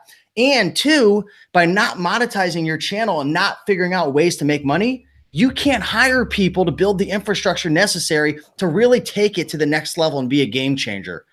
Do you know what I'm saying right there? Like, you need to figure out, and I'm not talking to you, I'm just talking to like myself and everyone in general. Like, we need to figure out how to take our monetization strategies to the next level to build our team. Like here's like another one, Steve. Like, a lot of people don't realize how much time it takes to do all this stuff, to do YouTube. You know, I have an editor for my videos, but I still make my thumbnails. I might spend an hour making a thumbnail. Great looking thumbnails, by the way, brother. I might, dude. It's a key. It's the thumbnail war, bro. I'll ask you to hire for your graphic designer, man. How much you charge, bro? And then I might spend another 20, 30 minutes getting the keywords and the title optimized, you know? And that's not counting the 2 hours a day I spend answering direct messages on Twitter and YouTube and Instagram and Facebook and maybe before an hour before I go to bed, I'll publish a new podcast, which, you know, that takes about an hour. I've got to write out a little post for it or whatever. But anyways, it's a solid, you know, like 4 hours a day minimum. And that's not counting if I'm filming that day, you know, or this, you know, this live show, that's probably 2 hours or whatever. And so for someone like me that's married, my wife has literally told me, like, if you don't start making money off this, we're going to get divorced.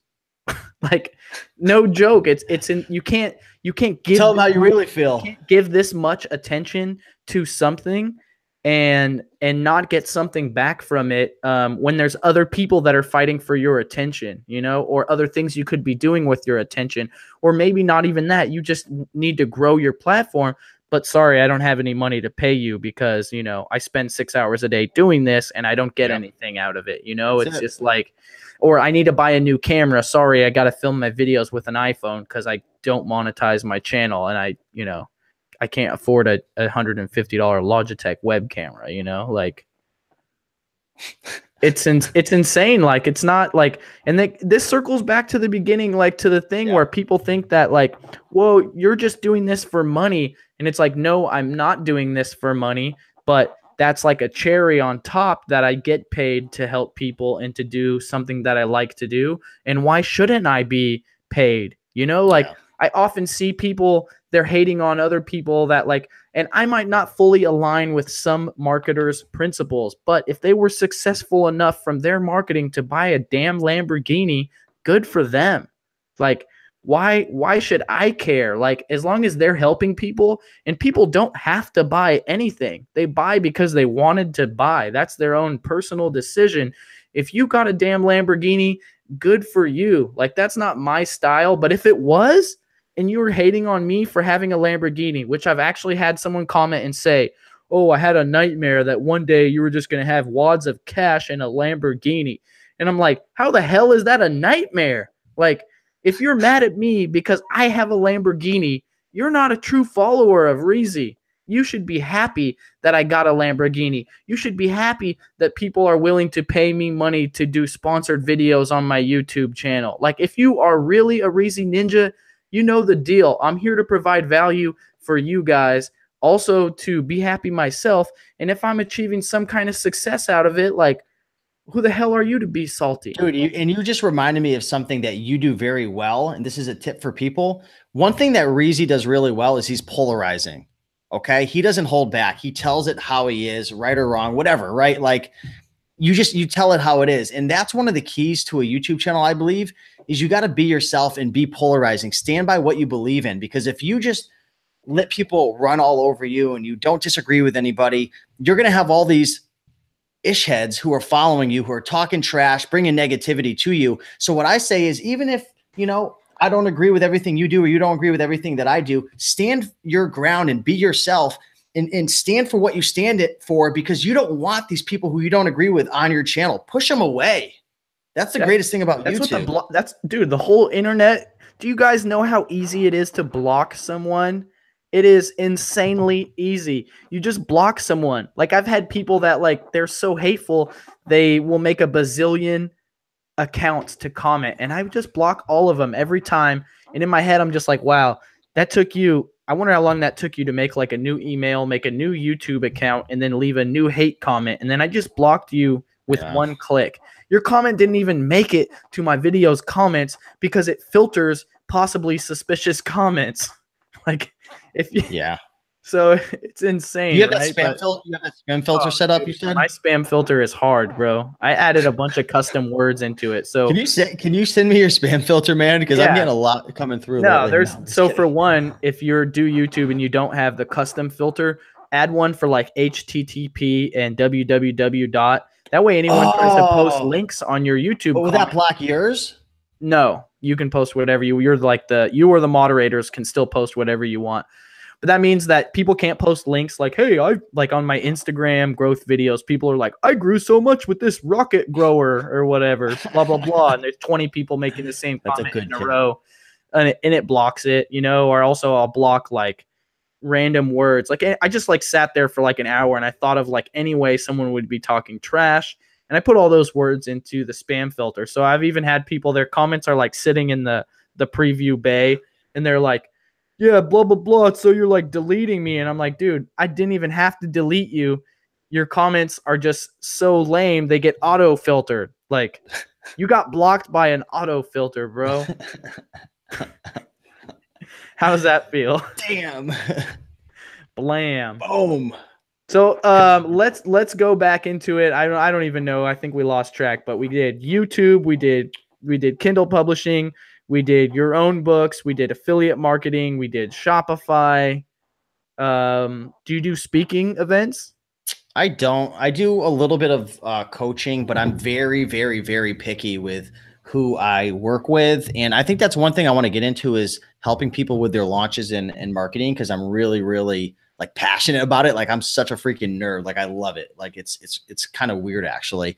But I'm working with a client right now and I really want to get more into that. So I want to work with content creators who have an audience, who are motivated, who aren't effing around, who want to take action to get their content out there, but have no idea how to do any of that. So that's one thing I'm looking into. And I've done a little bit of it. I have a membership site called The Green Room that I run with a couple partners, the Bonafide Hustler and the College Picker. We've been running that for almost 5 years. So I think that's getting there. I don't know what else I left out. I might have to watch my own video. Yeah, what do you what like break down the green room real quick as far as for people that are thinking about making a membership group in their niche, what type of stuff do you guys do?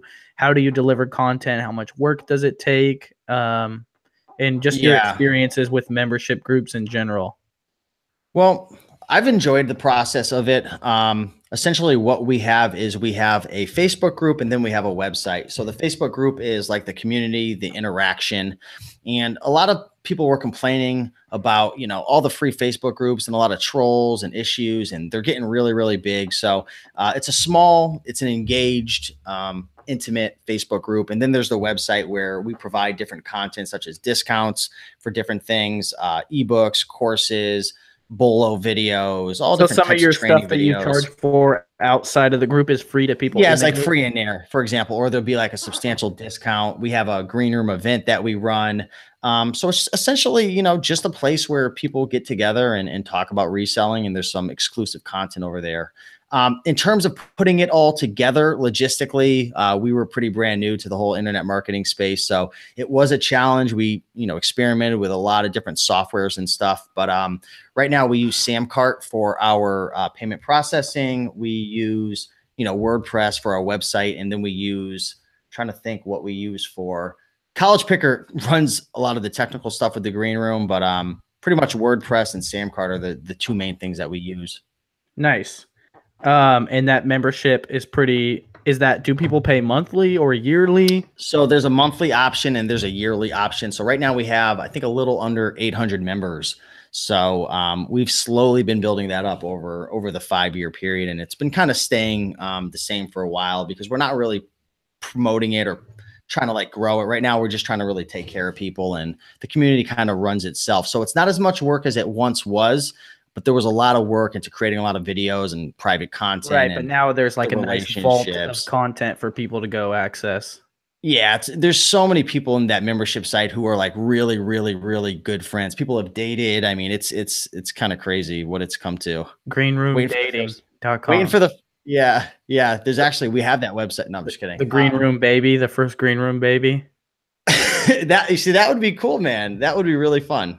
Yeah, you know how like they have that on movies, right? Like people that got married while they were on the set, or they had a baby, they'll like show it on in the credits. Babies born during the movie production.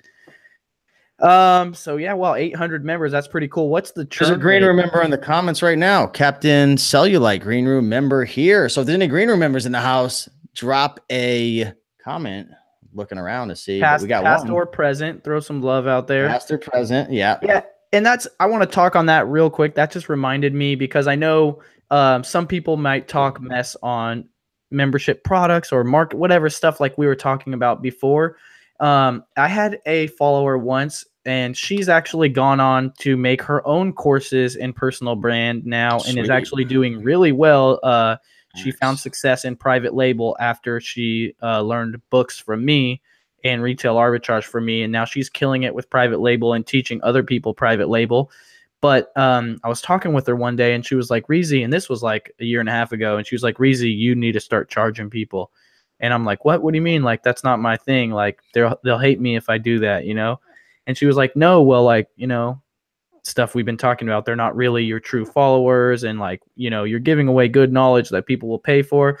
And she was like, and I was like, what do you mean? And she was like, Reezy. And I feel like we were chatting, but it's like she grabbed me by the shoulders, and she looked me right in the eyes, and she was like, look, I learned more for you for free. I learned more from you for free than I learned from a $2,000 course that I took, like Intro to Amazon. And I was like, what? Like 2,000? Like they ripped you off? And she was like, no, they didn't. She was like, I was happy to pay the 2,000, and it got me in the game, and I learned a lot. This was someone that left, you know, like a $75,000, $100,000 a year corporate job, and now makes more and owns their time and is just way more happy. And right. They were like, no, like I made way more than 2,000. You know, I made a ton of money after I took that $2,000 course, and it got me in the game, and it opened my eyes and exposed me, blah, blah, blah, blah. But I learned more from you for free, Reezy. So you should be, and like, obvious, besides like me being like, okay, Reezy, you need to make some money and make some products that you can sell or whatever. What it taught me was that people have various levels of value that they match with certain stuff. So some people would say, and this was even me in that stance, saying, you got ripped off $2,000. But she was like, no, it was well worth it. I made way more than $2,000. It was an investment that paid in spades. And just certain people, depending on your upbringing or what your pay rate is or where you come from or just your mental or whatever, you might think that that's not worth it, you know? But this person's saying, no, it was well worth it. You know, like that's not what she was. My first thought was, you got ripped off. And her was like, no, that was just an example I used to tell you that you are dropping valuable content that can be sold. And so what you might think is a ripoff, other people can see as making more value. And I think what it really boils down to is time. We live in the age where information is so easily accessed and so easily published, and it's everywhere. So if you have time, you can go and research. If you have no money, you definitely have a lot of time. That means you can go and research everything. So do you want to take a month or 3 months or 6 months to learn everything? That's it. Or maybe you have, 1 or 2 hours a day max, and one of those which you're trying to spend with your kids after you get off work, but you have $20,000 in savings, so $2,000 isn't shit to you, and you drop that, and then you take this course over the next 10 days, 1 hour at a time, and now you're in the game versus taking 6 months to get in the game for free. And if you think about, if it takes you, like, let's not even say 6 months, let's just say it takes you 1 month to get in the game, 1 hour a day, 30 hours, what is your time worth? Because if you only make $10 an hour, you might say that's $300 to you. But some people make $100 an hour. That would be a lot more for them. That's going to be, what is that? What's 30 times 100? $3,000 or whatever. So like that's what it comes down to. Like, what is your time worth? Everyone has the same time, but not everyone is worth the same amount, right? Gary Yep. Vee gets paid like $100,000 to talk for like 45 minutes. So, you know, what do you think he might pay for something that would save him an hour of time, you know? Dude, he paid to have his staff on a private jet for like a couple hours. I don't know if you saw that video. And then he paid to fly them all back because he needed to have that meeting during that flight somewhere. And it was like, what did that cost him? 20, 30,000? Who knows? Right. Yeah, no, I didn't see that video, but I saw the summary. Cool. I saw the summary about it, and it was like, so basically he felt like it was the value of having that meeting right then was worth more than the private jet plus the flights of sending everybody back or whatever. Once you have money, your time is so valuable. You don't want to F around anymore. Like, I literally just hired a coach. This was for a previous launch, and I had to learn ClickFunnels, and the coaching, I'll be honest, it wasn't perfect. And you know, I could easily say I kind of got ripped off, right? I paid $2,500. I'm lucky if I got like 2 hours of his time, but I easily made $16,000 off of what I learned from him about doing a couple things, even though he kind of, to be honest, half-assed everything and didn't really give me his heart like I do when I work with people. I still got the result. So at the end of the day, yeah, I got ripped off, but I got the result. So that's worth it to me. You know what I mean? Like, it just depends. Do you get the result or not? When you pay for a course, when you pay for coaching, there's no guessing. There's only one reason why you pay for it, to get the result quicker. That's it. Right. That's it. Yeah.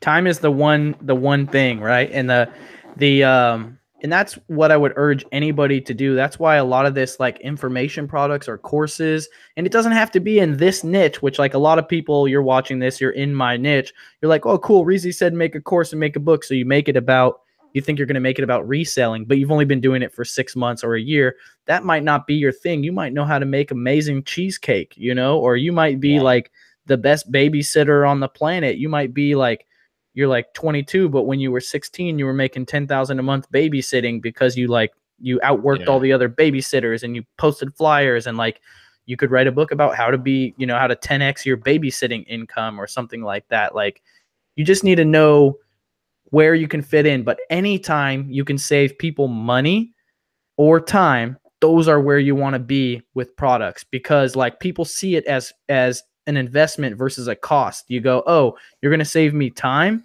So the product's basically free. It pays for itself, right? So it just makes the buying, it takes all the pressure off of buying. Like, are you going to buy, like, let's say I was saying, I'm going to charge you $700 for 4 1-hour coaching calls or whatever.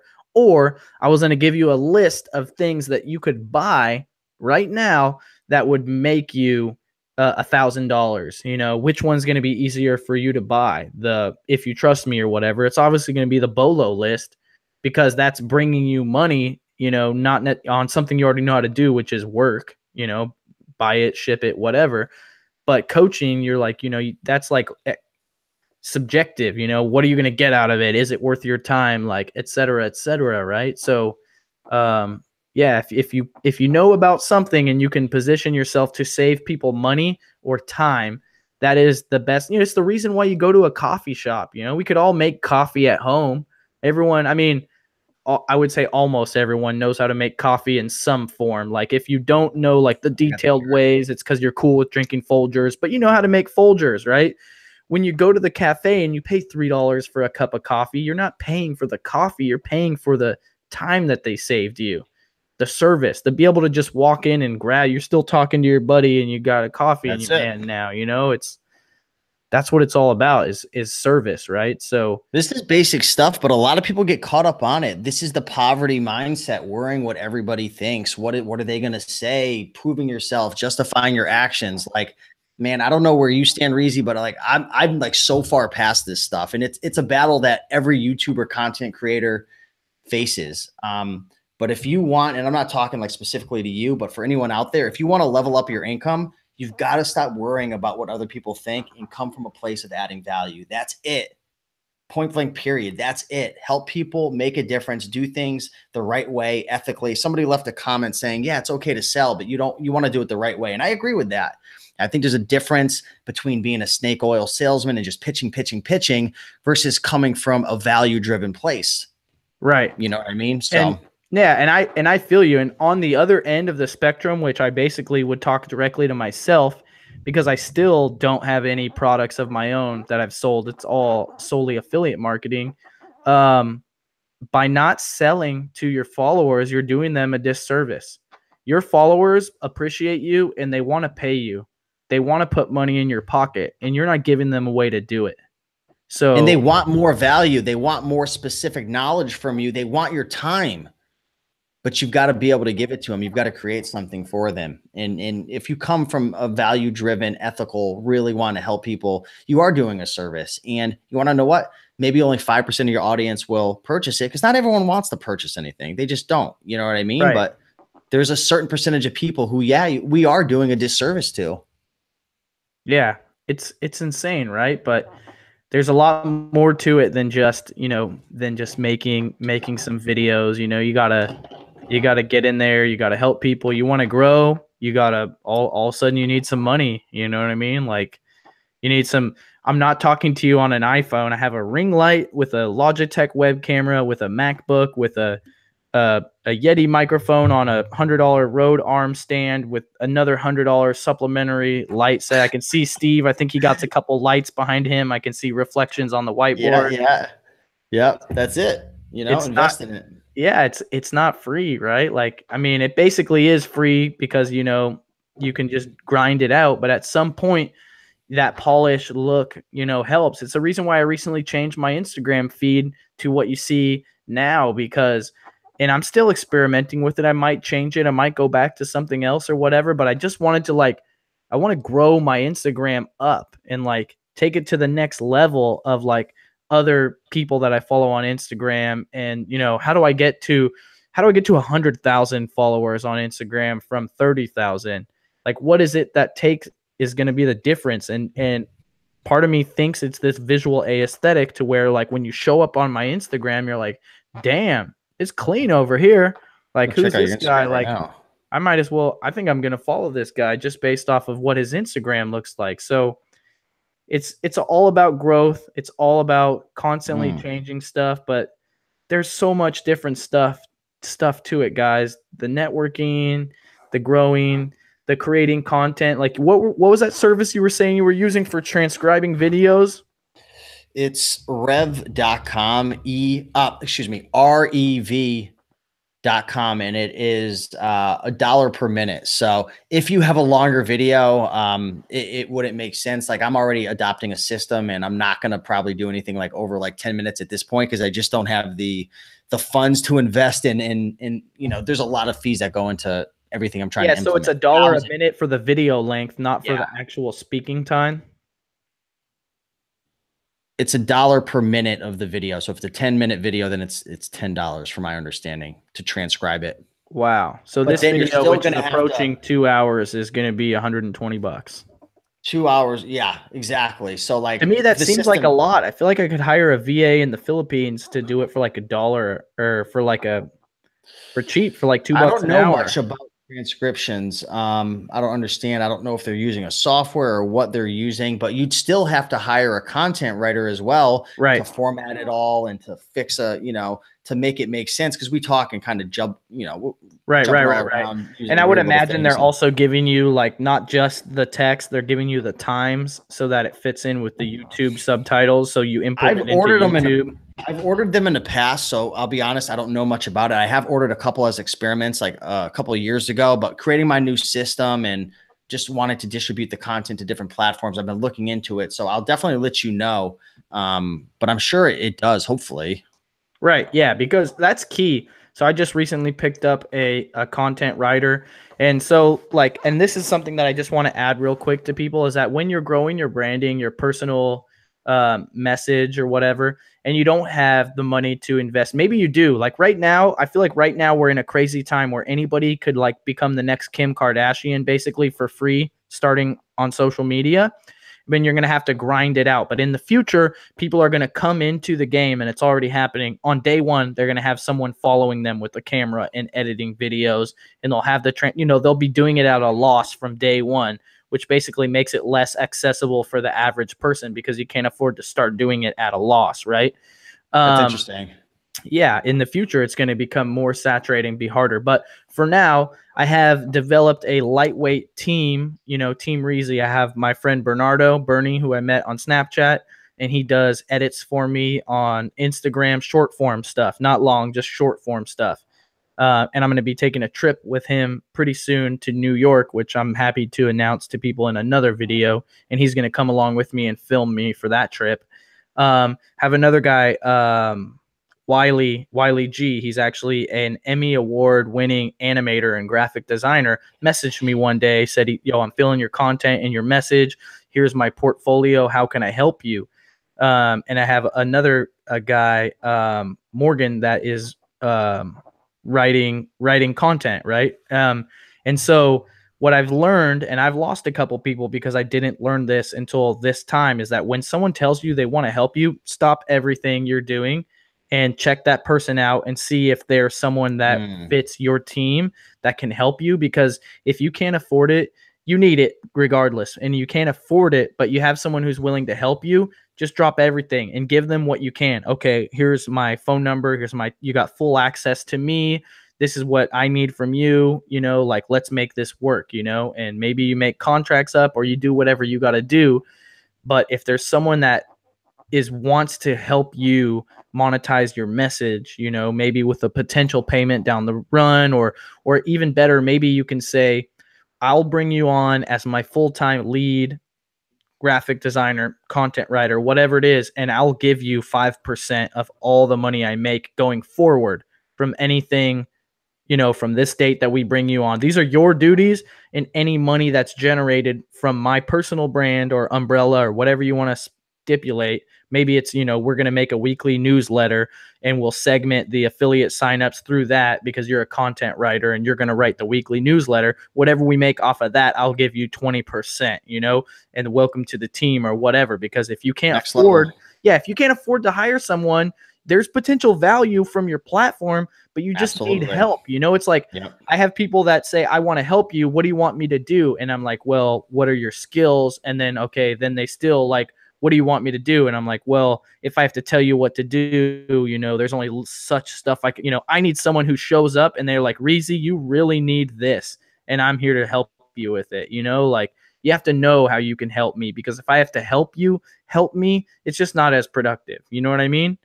Sure. Absolutely. Yep. Yeah, but there's all kinds of ways, like, okay, I need help redesigning my website. You want 4,000. I can't pay you 4,000. But what if I promise to refer you $4,000 worth of clients in the next year? And if I don't refer you 4,000, I'll start making payments on that 4,000. Deal? Deal. Cool. Because I guarantee I can refer you. Because trust me, if you make me look good, people are going to ask, like, damn, Reezy, you're looking good right now. Like, who's helping you with this? And I'm going to tell you, it was Wiley G. He made all the graphics. He made the website.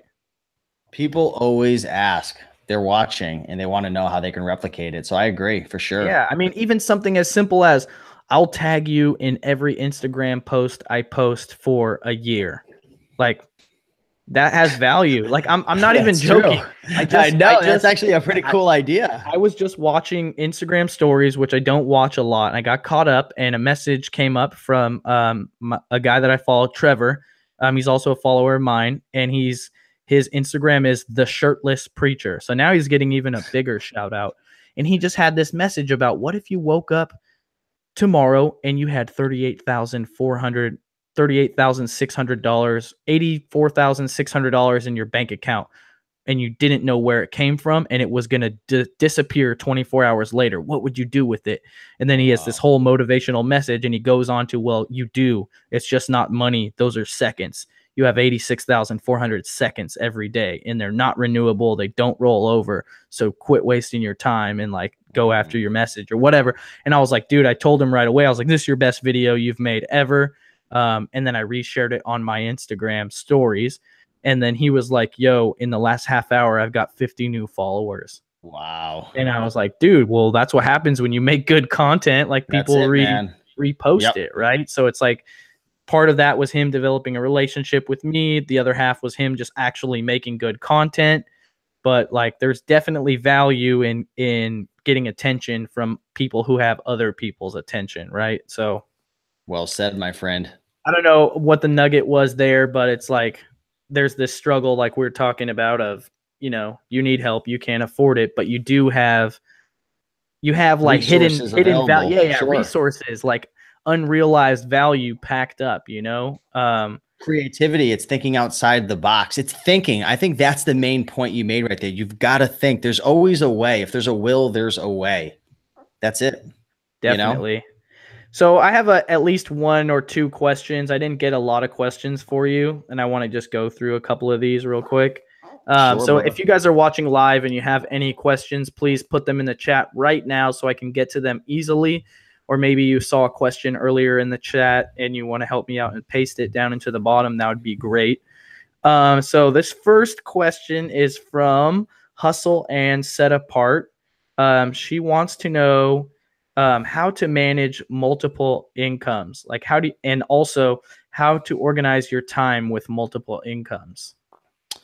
Well, you want to choose one income stream at a time to focus on. So mostly every income stream that I've built, I was focusing on that 100% for at least an extended period of time, whether it was my YouTube channel. At one point, I was like going hard with it.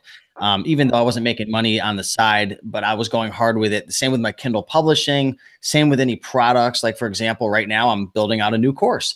And today I shot 32 videos in a row, 7 hours straight. So when you want to create a new income stream, you've got to focus on it.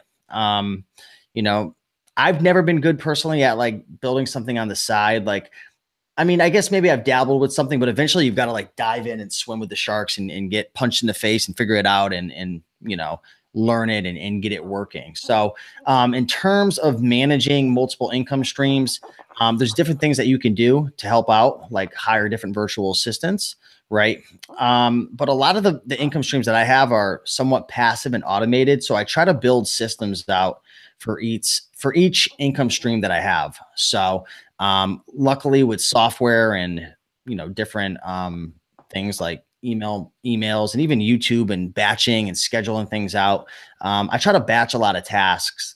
But I don't know if that answers the question, but focus on one thing at a time is the main thing I would say. And don't overwhelm yourself and try to hire people to help you wherever you can. Yeah, I feel like you answered it. Do you also, for example, today you recorded 30 videos, 37 you said? I don't want to 32. 32. Yeah. So 32 videos. Did you script those out? Did you write an outline? How did you just press record, or how did you get that accomplished? So yesterday and the day before I worked on and I was brainstorming the whole entire outline. So I had the whole outline created. I didn't really brainstorm each one because like the course I'm creating, I know it like the back of my hand and I'm like living and breathing it. And like, it's like what I freaking do like every single day. So a lot of it was just hit record and just go. Like I did a lot of screen share type videos in this course because a lot of it is kind of like hands-on stuff. But I didn't really script anything, man. All 32 of those videos were all one takes. So how did you know that? I mean, if you made 32 videos, you must have started and stopped recording 32 times. So how did you, so for most of the video, like, okay, this video is this video is this, like. Yeah. So like, I mean, I would kind of prepare myself. Like, I had different videos. Like one of them was like how to optimize your titles, how to do keyword research. So I would do a screen share of like Morning Fame, and I would do a screen share of going through one of my videos and doing it like hands-on. So, I mean, I would kind of think for a couple seconds in terms of like what I wanted to hit. And sometimes I would even like write like 3 or 4 points down on the board. I had my computer flipped around the other way.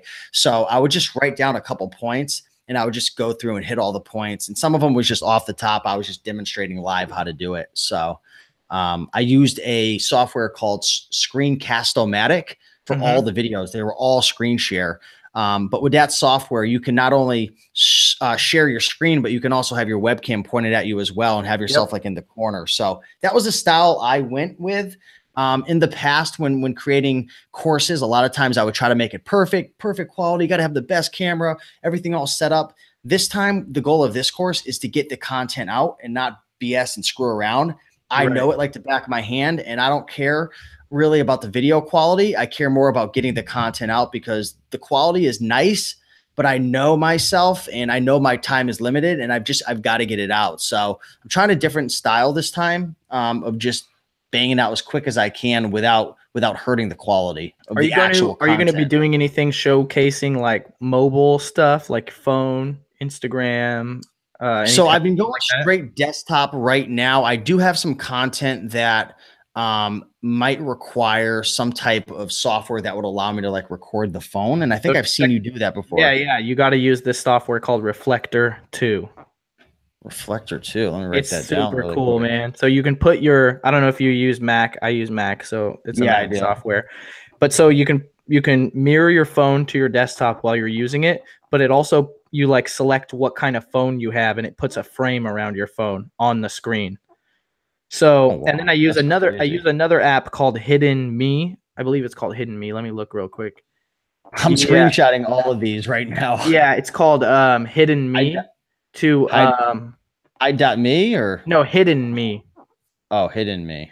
to hide my icon. And I think that one's free to hide the desktop icons. So then what I do is I make a wallpaper for my desktop that is like what I want to be on the background of the video. So if it's a mobile phone video, it's empty in the middle with like some logos and things on the right and left side. Leave maybe the bottom left for your picture in picture Wait, so what's the video point of this? What's the point of hidden me? I'm sorry, I'm like multitasking. to hide everything on your desktop so that nothing on your desktop's visible. So if you have like Okay. if you're like me where you have like folders and files all over your desktop, it Oh, just yeah. makes them invisible so people can only see the wallpaper. Oh, okay. Naked pictures, stuff like that. No, just I just had to, I had to, I clean it had to up. Like troll you a I little have like bit. I had random to like get you, man, on the yeah. Reezy Resells I show. got random pictures or like UPS labels or No, no, I get it. blank seller's Cool. That's permit. good. I'm just I'll check reading that like a out. random note that I paste to Amazon to reimburse me for lost products, like all kinds of Right. random No, stuff. that's key right there, man. I appreciate that. Cool. Yeah, so let's see if another question is Otho Leisure wants to know, how did you learn digital marketing? Spending a lot of money learning courses, going through courses, going to events, experimenting, screwing up, making mistakes, networking with people a lot smarter than I am. That's it Right. in a nutshell. There's no real answer I could give you, but just busting my ass and just learning as much as I can and spending a lot of money, a lot of money and a lot of time. Awesome. Yeah, no, I mean, that's pretty much what I was going to say the answer probably was, right? So making Yep. as many mistakes as possible. So so Messenger Business says, where in your house do you keep the whiteboard? Like when visitors come over, do you cover it up or what? Well, I just got the whiteboard like a couple weeks ago, so it's in my bedroom actually right now. So, I'm trying to really make this environment as romantic as possible. So I'm probably going to just keep it here. Nice. Nice. So shout out to whoever the private label seller is that has 8-foot whiteboards on Amazon because you got Dude, Steve. man, when I got that thing, this thing, I'm not even kidding, is probably like 120 pounds. Like it was in a cardboard box. It was Like no huge, the joke, you had box. to find studs to hang that thing up. It's got wheels on it, man. It's got freaking Oh, wheels. it This has thing a is, frame. yeah, dude, this thing is Oh legit. It was wow. like Does it flip 400 over? bucks, Is it man. both sided? Yeah, it turns like it's crazy. It's absolutely insane. If you It spin was it, does that mean you drop the erasers on the ground?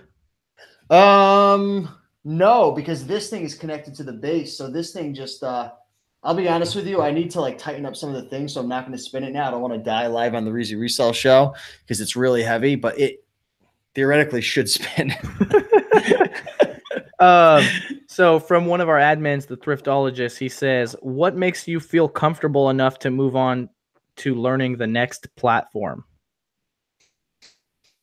What makes me comfortable enough? I don't think anything's ever going to make you comfortable. I just know that everything is a learnable skill.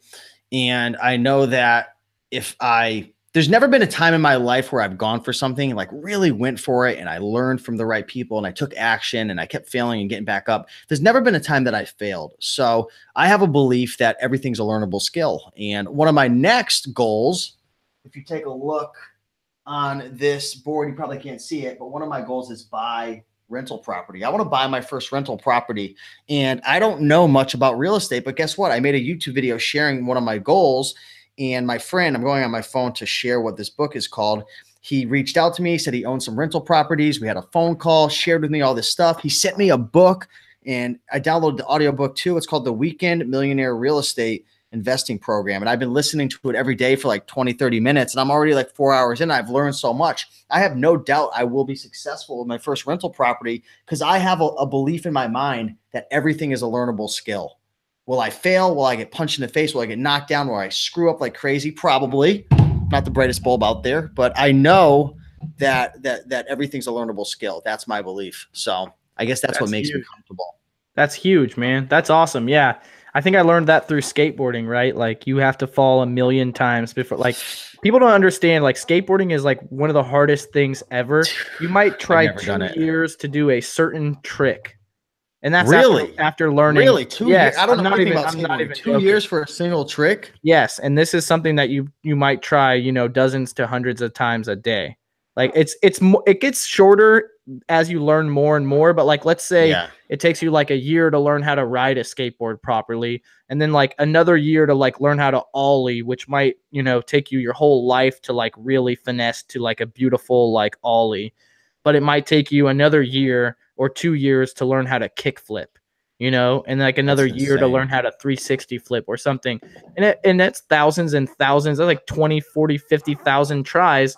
Dude. And you fall down and you just get back up and you keep going. So you become, averse to falling. It doesn't really matter. You're gonna fall, so you don't care, but you're gonna get there. You know what I mean? How do you protect yourself from falling and not breaking a wrist? Like, is there like, I don't know anything about skateboarding. I'm always like, how do these people not break every bone? Like when you fall, is there like a rule? The older you get, the worse it is. But like when you're younger, it doesn't really matter. Just throw your hand down. The older you get, sometimes I'll be like, go to throw my hand down. And then I'll just be like midair and be like, nope, you got to take this one like on the elbow, or the shoulder. Like the key to falling and not getting hurt is realize you're falling and put your back to the direction that you're falling so you can roll. And even if you're flying head first, you want to get your head tucked so that your shoulder will be the first part that touches the ground, and then you can roll over it. Right? So it's all about just being a ninja, but like it's amazing. You gotta fail. And a lot of people are so scared to fail. I have friends that are like, I want to get into this, but like I just want to make sure it's certain, or like it's sure, or like it's gonna work. I'm like, dude, if it was certain, everybody would do it and it wouldn't be worth doing, right? Like the reason why it works is because your work ethic is like the unknown factor, right? Like how hard are you gonna attack it? Because like I don't care how smart you are or how fast you are or whatever, like I will outwork you, whatever it is. Like you want to like see who can dig the biggest hole in the ground in a shovel in an hour? Let's go, Steve. Like I will punk you. Like it doesn't matter. It doesn't matter if I actually win. And like you might have the exact same mentality as me, right? Which is like, oh great, this is gonna be a fun shovel hole battle or whatever. But it's just like, to me, that's all that matters. Like I don't care if I actually win. I just care that I really think I'm gonna win. Like, and I'm really gonna like, I will work till I taste blood in my throat. Will you put money on it though? That's the question. Yeah, no, I will fully. Are we talking like 20 or are we talking like 500? Come to Connecticut right now, man. And have a hole digging contest. Probably couldn't even shovel any dirt out. It's probably frozen the ground. The ground is still frozen. She was sitting there for an hour trying to freaking dig an inch. Okay. Raymond wants to know, how much of your time do you schedule and what percentage is free? Are you like a schedule every 15 minutes guy or what? No. I mean, some days I just go crazy and I'll work like 12 hours or so, but for the most part, it's I just come and go. There's certain things that I do every day, which is, going to the gym. Red light therapy. Red light therapy, man. I just got a red light. Dude, that thing, I'm telling you right now, that red light therapy machine, I don't know if it's all in my head, but I've been freaking loving it. It's been great. It's been crazy, but there's certain things I do during the day, but I'm not a big schedule. I don't like being locked down. I don't. That's probably why I'm not married, to be honest with you. I think I have some sexy. Yeah. Oh man, look at that whiteboard. But I think there's probably some type of commitment issues that I have internally. I like to have my freedom. Right. So I don't overschedule. Can unless I'm you really trying to go can you do crazy. the rebounding with the red light therapy at the same time? So if I brought the rebounder in my bathroom, because the red light therapy is hanging against the door, I could technically do it. I don't know. I might hit my head jumping in the bathroom. Dude, So it's all about being the efficient. question is, can I jump on the trampoline on the rebounder while doing red light therapy and taking a cold shower? I No, don't know. That's crazy, man. no, you could do a consultation call though. That is true. Some people are great at multitasking. Like earlier when I referenced the shirtless preacher, his whole all his content is he's motivational and he has no shirt on. I'm pretty sure the reason he does that is because he's out running and he records his content like during his walking intervals while he's running. So he's like tanning and running and creating content like That's 3 in 1. crazy. So we got another question from Raymond. What's up, Raymond? Same question actually. He just posted it twice. Let's go on to the next one over here from Leah. She says, "I've been following your journey for a while, Raiken. Was there a specific event that caused you to start pursuing entrepreneurship hard, or was it a gradual mindset change? Like what is it like? You know what I mean? That's great. That's a really great question. Like for me, you know, I used to sell weed when I was a kid, which I'm you not gonna too, lie, brother? like, oh, for sure. And I used to scam at the local amusement park because I lived by an amusement park that was free to get into, but never had any money. So I could hear money. So I basically figured out how to get it. And then I sold weed when I got older. And then, and a young adult, there was eBay commercials on TV. And my brother started selling stuff on eBay. So I started selling stuff on eBay. And then that continued. And one day I saw someone with a little barcode scanner and I was like, what are you doing? You know, and I'm like technology minded. So that just blew up from there. But, you know, what was it for Steve? Like, what got you into eBay and Amazon and entrepreneurship in general? Like I said earlier in the show, for the people who have stuck around, it was mostly just the pain of the 9 to 5 being locked in a place, clocking in, clocking out. I just hated it. You know, the one thing I liked about working at the restaurants was all the pretty girls that I was working with. I missed that. I can promise you that. But besides that, just not having control of my schedule, waking up feeling tired, having to go to work, just dealing with all that bull crap. I mean, it was just very, very painful for me. I hated it. I really, really did not enjoy it. And I know I didn't want to, like, I actually ended up getting accepted into radiology tech school. So I was getting ready to go into the workforce. I had gone to school and gotten straight A's, did really well. And reality kind of hit me that, wow, like you're going to be like at a hospital working, and it scared the crap out of me. I was doing it just to make my parents happy. I thought $60,000 a year would change my whole life, which it would have. But I, like I said, I found a bona fide hustler. I found the YouTube community of resellers. So just randomly going on YouTube and typing what? How to make money? I'm not going to sit here and lie to you guys. I'm not 100% sure like how it came about. Like at one point, my brother was teaching me how to, and I was making good money sniping silver off of eBay. So what I would do is I would go to newly listed and I would keep refreshing. That's when it ran up from 10 to 50. So I was in it when it was around like running from 20 to 50. So for a while, like I was just buying it, flipping it, buying, flipping it, 90% silver, quarters, dimes, Mercury dimes, Kennedys, like all that stuff, anything 1964 before, half dollars, Eagles, all that stuff. I was buying and flipping it. And I was like making thousands of dollars, like really, really doing a good job for myself at the time. Somewhere in between ending that after like silver started crashing and the Cracker Barrel, like I can't put it all together, but somewhere in there, like I somehow stumbled upon YouTube and found the Bonafide Hustler. That's all I really recollect. Wow. That's crazy. Yeah, I know.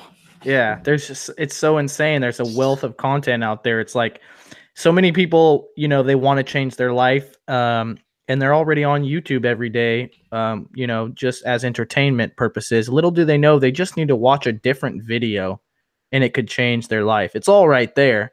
They just need to watch a different video. Or all these kids that spend all their time on social media, little do they know they're basically experts on social media.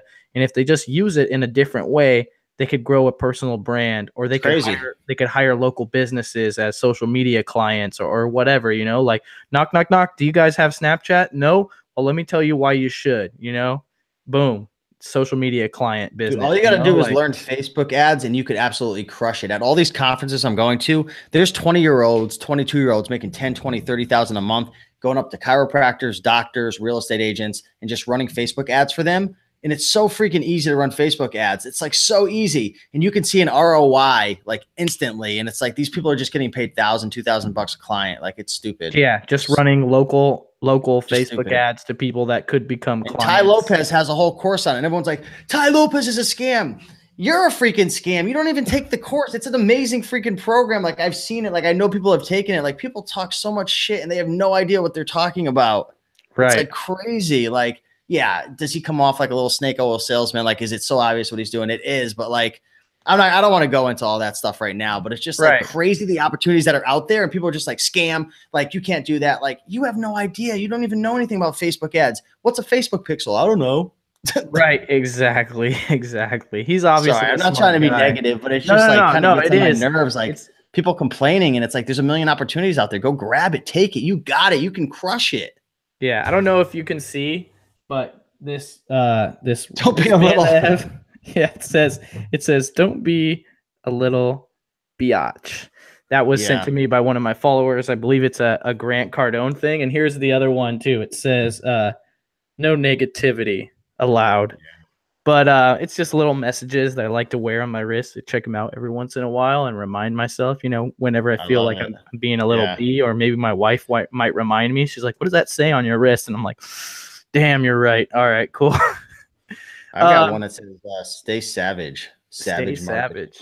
That's awesome. And then the other one, what is this? Break the chain. Oh, this one's all about I went to a ClickFunnels event, and they raised like $1 million for like sex slavery and stuff. People don't realize it, but there's like thousands, hundreds of thousands of people that are slaves right now in like the sex trade and stuff, and like people don't even talk about it. They had a documentary. It was really eye-opening, but that was crazy. Damn, that's intense. Yeah. So thanks for putting a little bummer on the end. But to the next question from Buffalo Shark Reseller says, Reezy, you drinking a beer tonight? I am.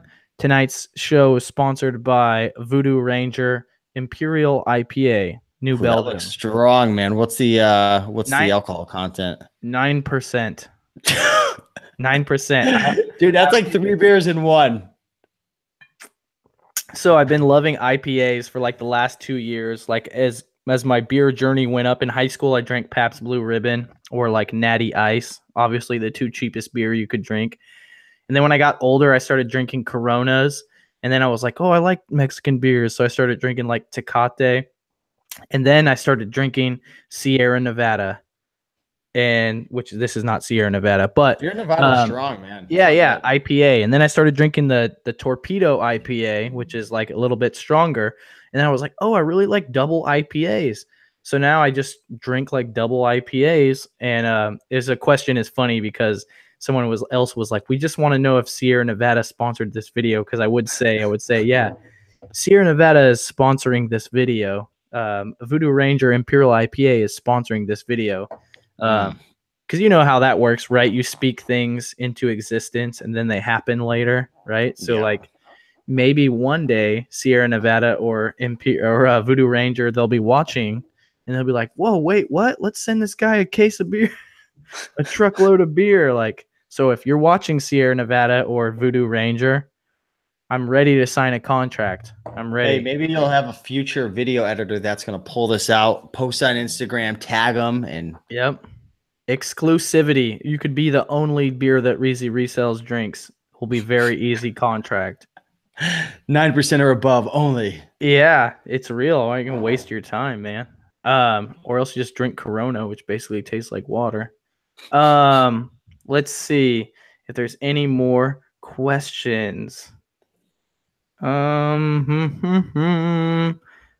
see. Coach, did Coach have a question? Coach wanted to give you a tip. Coach Dom Costa, which I recommend everyone to follow. Super inspiring. He's a youth sports coach that does auction, reselling, and scrap metal recycling.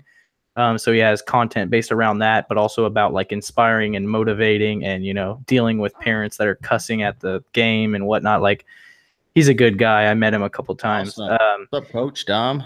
Coach Dom says, Steve, make sure that you join. I'm trying to find the content. Every time someone comments, it just gets pushed down.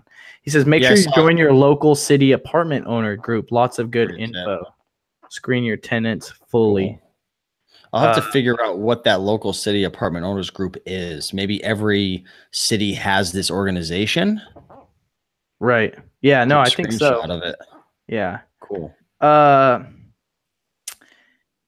So a clothing question right here. Someone wants to get those blazing profits. They said, which is like the best book name ever, by the way, bro. Like you have a knack for really cool names. So. Sweet. He said, Michael says, when buying men's clothes, is it all about brands or does a larger size weigh more than the brand name? What's up? Yeah, so it's brand obviously weighs a good portion. It's probably going to be at least 50% of my buying decision. But you also want to take into consider other factors such as the size. Bigger clothing does well. The rarity, is it something unique? Is it a Ralph Lauren that has a big bear, or is it a 1992 stadium? Does it have a crazy color scheme? Is it cashmere? Is it something that is trending, right? Does it have an embroidery, interesting design, a different type of logo? So there's definitely a lot of factors to keep in mind, but usually, like I said, brand is going to weigh the most, but there's other factors that can actually take out the weight of the brand and make it something valuable. Awesome. Anthony has a question and says, when you were trying to scale your online business, how did you compromise for your significant other? My girlfriend really wants me to make sure we have time together, but I'm about that grind. So honestly, I'm like the worst person with time, or with like time management and also attention. Like I'm good at getting attention and speaking, but I'm a terrible listener. But my advice to you on that is just to block out the time, right? So like literally schedule time for your significant other, because if it's important for you to schedule time to go to this meeting or to write this ebook or record this content or upload these books or scan whatever it is that you're scheduling time for, you're scheduling it because it's important. But what about your significant other? Are they important? Or your child, are they important? And don't be ashamed that you have to schedule like me, like, okay, 1 hour block, spend time with Luna, like another 1 hour, like read books to Luna. Like, I'm not ashamed that I schedule that. Like, I'm proud of myself that I think that it's important enough to put it on my schedule. So like, I think scheduling is the answer. And then the other answer I would give, which may or may not be popular with a lot of people, is like work together. So like whatever you're doing, maybe, she can help you do it and you guys can drink champagne while you do it, or watch a Netflix movie together while you guys are doing the work. Like the reason I have this show on Monday nights at 6 p.m. is because YouTube analytics tells me that Monday night at 6 p.m. is the time that my audience is the most active.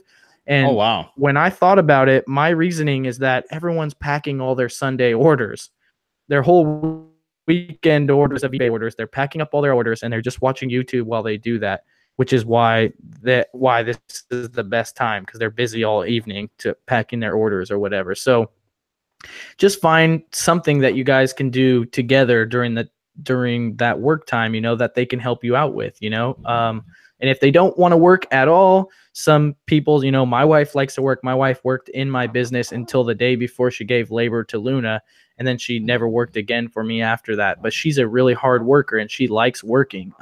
Some people's wives or husbands might not like working or don't want to get involved with the business at all. So then just schedule that time, make that like every Friday you go out and have a dinner with the wife, or you go to the movie, get you a movie pass, go to the movies, stuff like that. Just make sure you have that regular stuff that shows that it's important.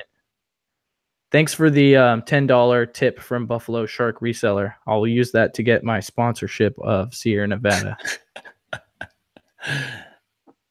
Let's see if we got any more questions. We had a couple come in really quick. Here's a question. Origin. How did you, Bonafide and College Picker, come together to make the green room? Well, the Bonafide Hustler and the College Picker had originally started it. And at the time, my channel was growing rapidly and they were looking for more exposure. So they had reached out to me, and I had joined pretty early on. I think there was less than like 50 members at the time. So we met through YouTube. That's the power of YouTube, man, bringing people together, networking, sharing knowledge. So, it all, I have to thank YouTube for a lot of different things. Without my YouTube channel, without all you guys and, our followers, I could probably pretty confidently say, Reezy, I'd probably still be working at Cracker Barrel or delivering pizzas. YouTube really changed my life. And I know it sounds corny, but it's true. No, it's serious. I have the same thing going on, man. Do you go to any YouTube conferences? I don't, but somebody mentioned, I think it's VidCon. Don't go to VidCon. Really? Someone was mentioning VidCon is really played out. I went to VidCon and it was cool, but I really busted my ass. I had 500 business cards on that trip, and I handed them out to 500 different people, each one giving them the 1 to 5 minute version of my story and what my channel was about or whatever. But the reality is it's mostly fans that are coming to see creators. And so it wasn't always like that. So it's not as much, but I think the one that you want to go to is the, God, I forget what it's called. It's run by, or I don't know if it's run by Daryl Eves that does. I love that guy. Yeah. This YouTube creator channel. I forget what his channel is specifically called, but I think it's called, I think it's called Vid Summit. It's much smaller. Okay. It's mostly creators as when is that going fans. Down? I don't know, but it's I believe it's also in LA. Let me know if you're going. I was trying to make it out there, but at this point I've been looking at my schedule like, oh man, I gotta take a couple vacations. I gotta like go on a vacation and do a speaking thing at the same time. Yeah, I'm okay. October 9th to the 12th in Las Vegas. I'm actually going to be out there on the West Coast sometime in October for I'm really big into softball. So I like travel to different states and stuff, Florida, Vegas. So if I'm out there around that time, I would definitely stick around. And so you're going to watch softball games? No, I play. Oh, so okay. It's called The World. So it's like all the best softball players, like they all come together. And have you not made videos about this on your channel? I haven't really made any videos about it. I know, dude. Like I like to. Here's the title. Here's the title. My secret obsession.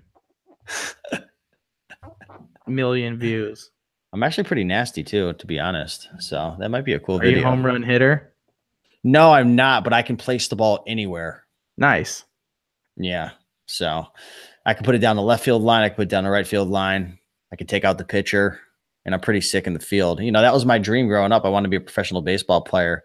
Fortunately, the rotator cuff and the neck and different issues have occurred. So I can't really play the real hardball anymore, but it's a lot of fun. Have a couple beers, go out there. It's competitive. It's great. I love it. Right. Definitely.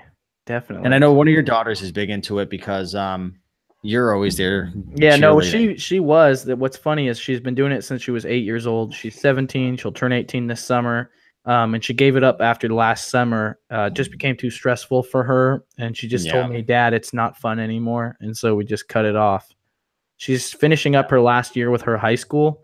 And I see that she's having fun. But at this point, she's like, I like to play, but I don't like to practice, Dad. And you can't go to the next level, without that. You have to love the practicing too, right? So yeah, I get it. So it is what it is. It just got, more competitive. She wasn't playing with friends anymore. You're playing with other girls that are competing for the college scholarships that you're competing for, so just became a little much. Let's see if we got any more questions. Yeah, we're 2.5 hours deep, man. Yeah, I got to let you go, man. You got red light therapy. You got ice cream to eat. You're gonna have to hire someone just to clean your whiteboard. Man. It's so big, man. Jeez, man, I'm gonna have to hire a VA for that. I don't know. It's gonna be crazy, man. Yeah, dude. Well, I'm super glad to have you on the show. We got a saying that we say every time here around the end of the show. All right, you don't happen to know what it is? Do you know what it is? Yeah, man, I know what it is. No, I have no idea. If you ain't flipping, you slipping. If you ain't flipping, you slipping. Yep. Someday we're going to edit that into a nice little outro. Thanks for watching, guys. Tell me about your vision. How the heck you living? Right. We're gonna have to have a freestyle battle one day, Steve. We've actually, Let's do that. we've actually had some freestyles back and forth back in the day. We used to send each other some. You remember that? Yeah, no, I do. That was fun. Let's do a YouTube live freestyle battle, like a couple beers Oh and some man, freestyles. Maybe we can get that Paul might be Cantu fun. on that one. Oh man, yeah, I'm That'd game be for awesome. that. Let me know. We'll make it So, happen, brother. hey guys, if you liked this video, here I'm doing that thing. Click up here and check this video out. This will be Steve's video, his 9 streams of income, which we talked about in this video, but he breaks it down into much more details. Head over there, check that video out. Make sure you're subscribed to the channel down here. Press the bell alert so you don't miss any content. Go through the description, check out the stuff that's in there that can help you out, especially the link to Steve's Instagram. Go follow his Instagram. I think he only has, what do you have, like 10,000 followers on Instagram? Yep. Just got that 10,000 milestone. Just got that 10. Well, we need to grow it up, guys. So if you follow me, go show Steve some love, right? Like Steve is Reezy verified. I support Steve. He's a real dude doing real things, helping the world. And so if you're one of those haters out there, quit being a hater and start being a congratulator or a motivator or an innovator. Show him the wrist. Yeah, just that's right, man. Just don't be a little, hold on. It's all, you know how these rubber bands go, they stick to each other. Just don't be a little B word. You know what I mean? Don't make me call Uncle G on you. He's really good at talking down to people. But anyways, guys, as always, I appreciate you guys for staying on the channel, for checking out the content. If you're listening to this on the podcast, I would love it if you guys would leave me a 5-star review. If you're thinking, 3, 4 stars, just don't even worry about it. But if you want to leave a 5-star review, we can be best friends. And if you guys have any questions ever, comment down below on this video, on any video. Send me a DM on Instagram, on Twitter, on Snapchat. Give me a call, 209-83-REEZY. I will answer that during business hours and maybe help you out if you guys need some one-on-one. I do consultations, so check that out on my Instagram. I have a link in the bio. Otherwise, thank you for tuning in, and I'll see you guys on the next video. Peace. Appreciate it, Reezy. Thanks, Steve.